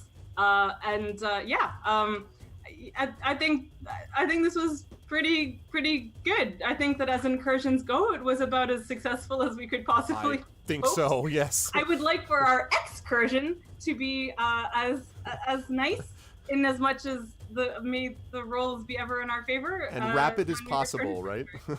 Yes, Mhm. yes. Holy God, that was extremely upsetting. I'm also gonna leave a little quicker than usual. I'll leave my window up, but yeah, I thought that was fantastic. Extremely tense. I'm extremely tense and upset, and I need to go and have Check some out. tea. Yeah, You're welcome. and some lunch. I love when the little thing in some the chat lunch. says Yeah, some lunch. I'm gonna go chow down on A chicken leg or an arm. That's what I'm gonna do. Human leg. Oh god. Usually when I'm really upset by this, I need to like have some sushi to sounds like a plan. But unfortunately, fortunately, I'm meeting a friend I haven't seen in a while. So okay. Eating a friend? Meeting a friend, not eating a friend. Any AT? She's not eating a friend. See, I'm just checking. She's like, you're not gonna be friends with Trent anymore. She's like, it's Yeah, like, not funny, you not want funny. To be friends with me. You want to anyway. Yeah. So quite pleased with River's deception rolls. I think that went actually exactly right. I think she had to not be able to maintain that in the face of a fellow woodsman being shitty. So that makes sense to me. In terms of where people can find me, it's the holidays. Hooray! I'm excited about that. I'm not going anywhere until next year. So I don't have to think about that for a while, but you can find me on the internet at Tithanai on Twitter. Amalalmuhtar.com is my website. Sign up for my newsletter. Sign up for my drip if you want, which is a sort of subscription thing where I write stuff and you can read it. And last thing I'll say is you can now pre-order This Is How You Lose the Time War, which is my collaboration with Max Gladstone. It's a novella that we co-wrote in epistolary form between dueling time-traveling super spies. So it's super fun and delightful. I really love it, and it's called This Is How You Lose the Time War, and it's got a really awesome cover, and you should totally pre-order it from your local indie of choice or from whatever other retailer is the least evil and most convenient to your needs. Yeah, that's it. Thank you guys so much. This has been really awesome, and yeah, love you guys. I'm sorry to run. Tren, Tari, you're awesome. You're so great. Thank you so much for this year of fantasticness where this game is concerned. Yeah, it's been my great pleasure. Thank you, Amal. Happy holidays, and Happy New Year, and we will see you in the new year. Yeah, take care. I'm gonna leave this on. Awesome. All right. So Amal did definitely do all the things she said. Moving right on up the line, Terry. Again, I'm really looking forward to seeing how Inga handles some of these revelations, like from the past. You know, I'm looking forward to seeing some of how that kind of plays in over time. But how'd you feel about today, and where will the fine folks see you next? Well, I mean, like Inga had to try to stay in the back because she is super uncomfortable with all of this. Yep. Just yeah, I've got to keep a low profile, just go do what the others do. So not too much activity from my side. I'm sorry about that. But yeah, other than that, this was tense. Was just okay. Any second now we are gonna be uncovered. Any second now. Any second. So yes. Yeah, when will people see me next? Maybe in a good week. Yes. On what was that? The 27th. Possibly on Thursday the 27th. We're still figuring it out, but possibly. Yes. Because it's the holiday season, so there's a lot. Scheduling is a bit more difficult now, so. That would be for the next session of Sagard the Barbarian, yes. Or drawing live streams. So yes, so please pay attention to all the social media things and stuff, Discord, Twitter, whatnot. Which brings me to where can you find me online? Yes. For those who have not heard yet, Tumblr committed suicide. Yep, I decided I'm gonna go opt out of Tumblr in the long run. As soon as a viable alternative has come up. So currently I'm putting my money on pillowfort.io. So if you guys would like to check that out, I can so far very much recommend it because this is a community run website. So not by evil corporate capitalist devils, as Tumblr currently is. So that is good. And other than that, I am also on Twitter and on Instagram. Those are my most active platforms currently. The name is always Tari Toons, so when in doubt, just Google me. You'll find me somewhere, I'm assuming. So yeah. other than that, you will see me next. Like if the next session of Sagar isn't happening this month, then you will see me here next year, or whatever comes up next. Yes, 2019 promises to be busy but awesome, hopefully, for the channel and everyone involved with it. But thank you, Terry. Again, Mary, since I will not be talking to you until after, well, I mean, I might talk to you on Discord, but not until after in person, so to speak. So Merry Christmas, Happy Holidays. Thank you also for everything you've done with both the drawing and with illustration and the playing and everything this year. So it was good stuff. Moving right along, of course, we have, as I said, Will Jones, who runs Encounter Roleplay. He will be back with us next month, and actually, it'll be interesting to see what happens with Robar and like whether how he gets back involved with this, because he may. If he's on his own. Yeah, exactly. Exactly. Well, welcome to Adventures of Middle Earth, the solo campaign. We'll see what happens, but it's going to be good times. Anyway, you should check him out at Encounter RP on Twitch TV, and we will have Will back with Robar Staunton at a later point. And last but certainly not least, of course, Tren. I was loving the. I knew you'd be able to. I was going to have fun leaning into the orc v orc discussions. How'd you feel about today? And where will? Although of course we all know this question. Where and when will the fine people see you next? Well, as for where and when the people will see me next, it will be in about 5 hours and 55 minutes. Correct. Right back here. Right back here on this very channel for more of the same storytelling stuff. He'll be doing Ghost of Christmas Past. Like, everything will be. You would be Ebenezer Scrooge, you bastard. Yes. Exactly. Straighten up, or I swear to God, I'll rip off your head. Marley. That would make for a much shorter story of a Christmas Carol if that's true. Scrooge was like, okay. What he goes into the thing for Ghost of Christmas Present, and it's just a table full of rotting human flesh. Have a look! Yeah, that's a great thing. If we had been closer, like if Inga and Tawny had been back closer towards the door, and how's her name? The River. Then Tawny was fully prepared to, as soon as the guy was like, was just gonna reach out, grab him by the throat, and pull him into the building, and just pin him up against the wall amongst the various captives. Yes. And just snap his neck and be like, okay, we need to go. Just throw a couple of slaves. I mean, they weigh like 4 pounds, so throw like 4 of them over his shoulders and just head out. Exactly. It's like they don't have enough mass to really gain terminal velocity, so you're just going to throw them off the side of the cliff, and they'll just gently land in the grass and just pick them up on the way down. No, probably not. So yeah, I thought today was really, really good. I thought it was going to go much worse. You guys rolled damn well for most of it.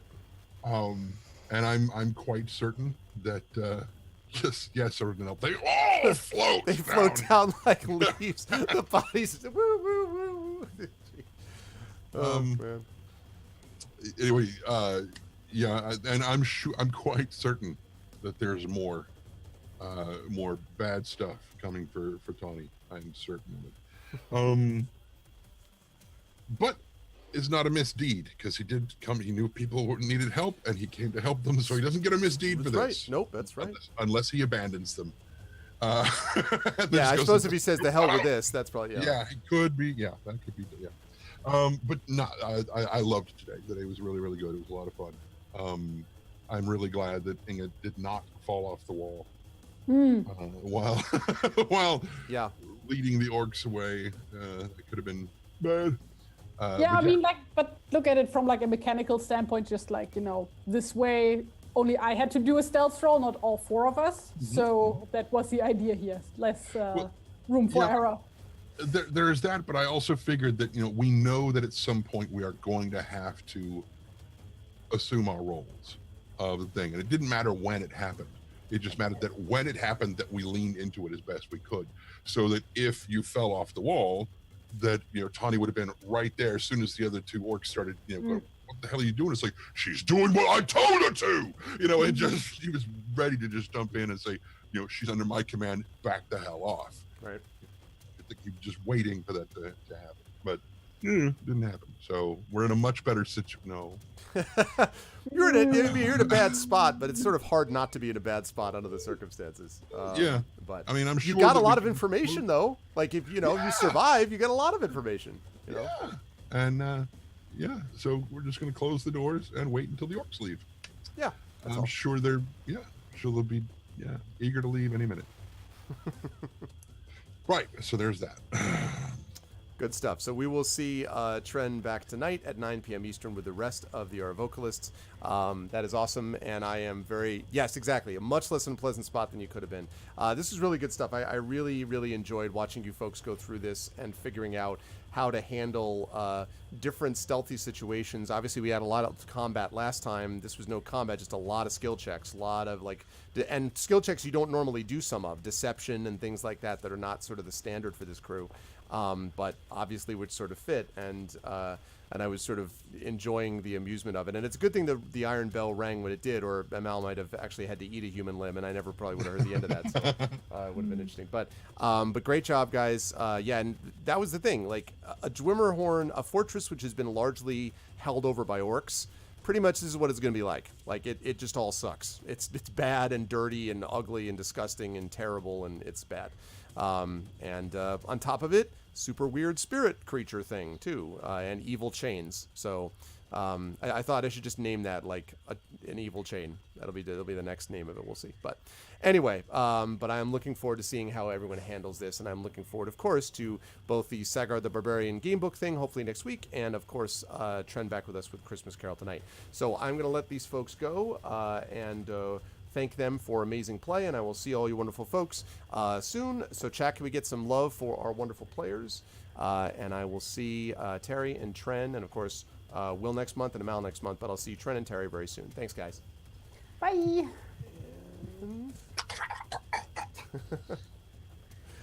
All right.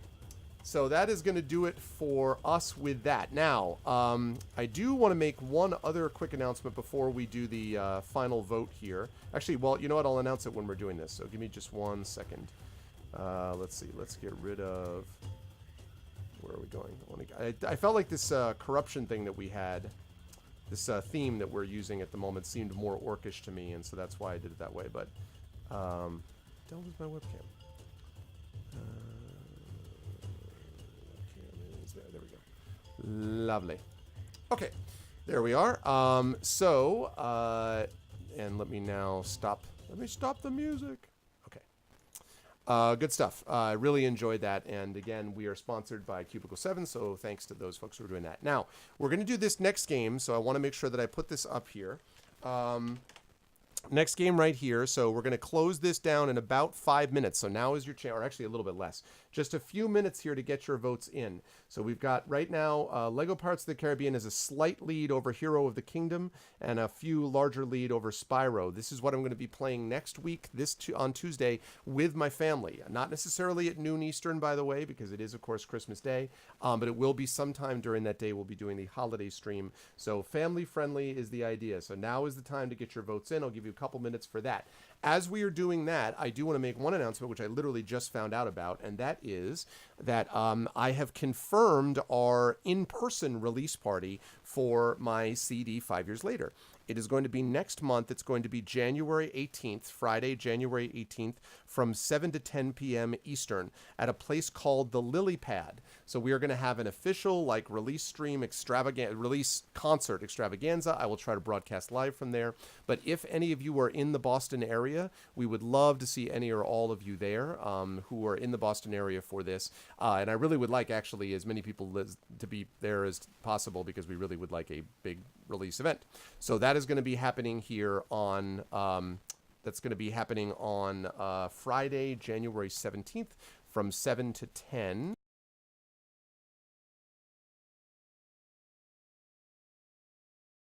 Mike was giving me grief.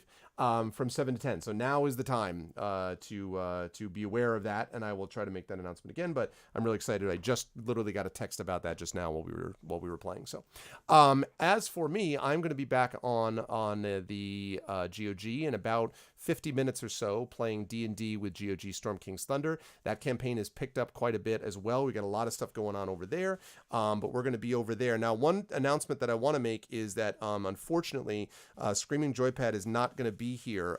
He has got a couple of personal things that came up which are unavoidable. There's nothing he can do about those, so he is going to be not with us. He will be back with us in January, so it will be myself and the other three, Darksaber, Pyron Jade, and Tasty Chai, will all be there for the D&D with GOG Storm King's Thunder event, and that'll be happening again at the top of the hour, 4 p.m. Eastern. Then I'll be back here on this channel again at 9 p.m. Eastern for A Christmas Carol with your vocalists, and that will have Russ, it'll have Rob, it'll have Zach, and it'll have Trendane performing in their usual inimitable way, so you will definitely want to be here for one of the best short stories ever written, in my humble opinion. So that's what we're looking at. That is the deal with that. Now, last chance. So last call. We have got Lego Pirates of the Caribbean, Hero of the Kingdom, and then Spyro Reignited Trilogy. Does not look like Spyro is going to get the job done. I think this is between Lego Pirates of the Caribbean and Heroes of the Kingdom. So get your votes in now. It's an 8-7 vote in favor of Pirates of the Caribbean. So get your votes in. Get your votes in for this family-friendly Patreon-fueled game of the month. As we count down here. Yeah, you probably did, Aaron Donnell.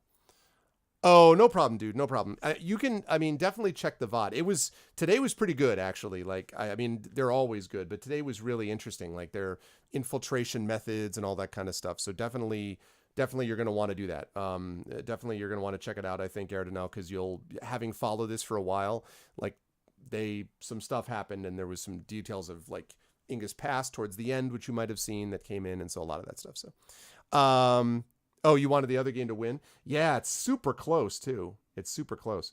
You're writing the SI right now. Oh, cool, Echo. Just remember that Screaming Joypad's not here. Okay, remember, as I mentioned, he's not here. So it's me, Pyron, Saber, and Tasty Chai. Just so you know. But that's awesome. I am glad that there are people. Anytime we have more D&D people, that's good. Okay, so here we go. Going once on this vote. Going twice. Okay. Going thrice. So Lego Pirates of the Caribbean is the winner. It's just barely edging out Hero of the Kingdom. So it will be Lego Pirates of the Caribbean that we will be playing next week with the rest. Oh, okay, so you didn't even see that. Yeah, so you got to watch it because there's backstory for Inga and stuff too. So, but that's cool. So we'll be playing Lego Pirates of the Caribbean, and that'll be good stuff. But I am going to get ready now because I got to rise up on out and get ready for D&D coming up in about 45 minutes.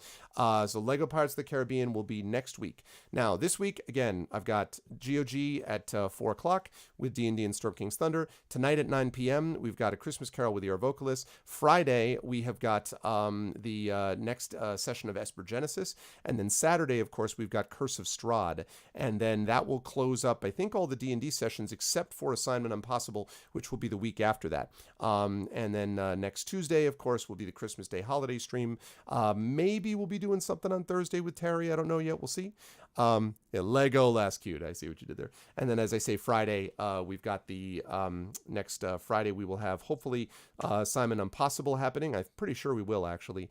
And then Saturday will be the last stream of the year, probably, and that will be both that will be Masters of the Dungeon on Saturday the 28th, and it will also be a chance to play Bard's Tale 4 Barrows Deep, and also talk about the games of the year for me, the games of the year that I played that were, regardless of when they came out, like my favorite games overall, and then my games of the year that I played this year that came out new this year. And we have a fair number of those, actually. Battletech came out this year, Pathfinder Kingmaker came out this year, Thronebreaker came out this year, and there were others I don't remember, but anyway, there were a number of them that came out this year, and I'm going to be sort of going through them and listing. Oh, Spider-Man PS4. So I'm going to be listing the ones that they were and sort of the order in which was my personal game of the year. Previous years, Legend of Grimrock 2 has won this in previous years and stuff like that. So that'll be happening on that Saturday. It'll be great. Yeah, Underworld Ascendant. You know, they just released a new statement about Underworld Ascendant about like what happened, and you read it and it's like, it's not really an apology. It's sort of like, we didn't really explain this well enough. And you're like, it's not about the explaining.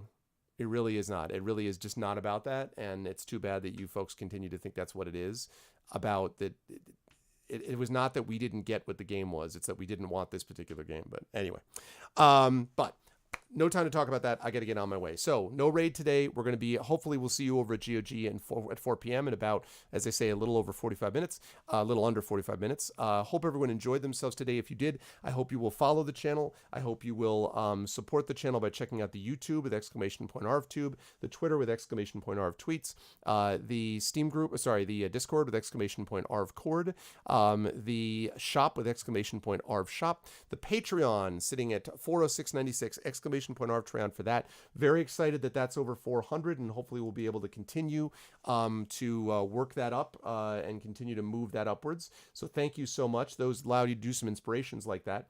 And of course, we had the sub button, which got over to 51 subs. So my goal was to hit 50 by the end of the year. So now it's all gravy. So every new thing that we get is going to be better. We're sitting at 51 subs. Thank you to everyone who gave gift subs. Thank you to everyone who subbed on their own. Thank you to everyone who resubbed. Thank you. Thank you. It all makes a big difference. And it bodes well for the future of the channel. And as I say, we're going to be really busy doing a lot of stuff next year. So it's going to be good stuff. So that is going to do it for me. Oh, Penny Marshall passed away. Oh, wow. That is going to do it for me. Thanks, everyone. I love all of you. Best viewers on Twitch, as I've said. Thank you to Dragonspear and to Thorg for their great mod work today. Thank you to Dragonspear, Ali Freeborn, Aridinel, Echo, Garmin, Nonstop, Wolfboy for all of the gift subs and the subs and for the Patreon support as well. Thank you to Al Madden. Thank you to Amal El-Matar. Thank you so much, Amal, for being a wonderful player. I'm really glad you joined us this year. You joined us and have been such a big part of this. Thank you to Banana Man. Thank you to Commander Root, to Crash Dangerous, to Divinorium. Thank you to Draco, to Dragon, to ECAG, Electrical Skateboard, Flying Enemy. Thank you to Alari, to Jagtress, JLC, Costas. Thank you to Malgrim. Thank you to Mommy Nomi. Thank you to Oring, the Positivity Bot, for always keeping me positive. Oh my God, a sub to Trending. Thank you, Aridinel. 52 subs. Thank you. That is very kind of you. Thank you. Thank you. So you've given so many gift subs here. Thank you again, Aridinel. Thank you. Thank you so much. I really appreciate that. Thank you. Thank you to Poltergeist Zero. Thank you to Spurious. What's up, Spurious? I haven't seen you in forever. Thank you to Tade, to you, Christensen, VNK, and Virgo Praz. Special thanks to my players. Amal, I already mentioned. Thank you as well to Terry Tunes. Thank you as well to Trendane. Great stuff from everybody. Super happy with this campaign and with how well it's gone. And thank you, of course, to Cubicle 7, our official sponsors of that campaign also. That is going to do it for me. I'm out. I will see all of you wonderful people over at GOG in about 40 minutes. Until then, thanks everybody. Much love. Be good to each other. And if you've been following the Tolkien campaign all year, thank you for a great 2018 of Adventures of Middle-earth. We will return in 2019 with more of the Wilderland Adventures campaign as they try to escape the Dwemerhorn. Otherwise, I'll see you folks for D&D with GOG and Storm King's Thunder in about 40 minutes. Thanks everyone. Love you. Everyone be good to each other. Have a good one.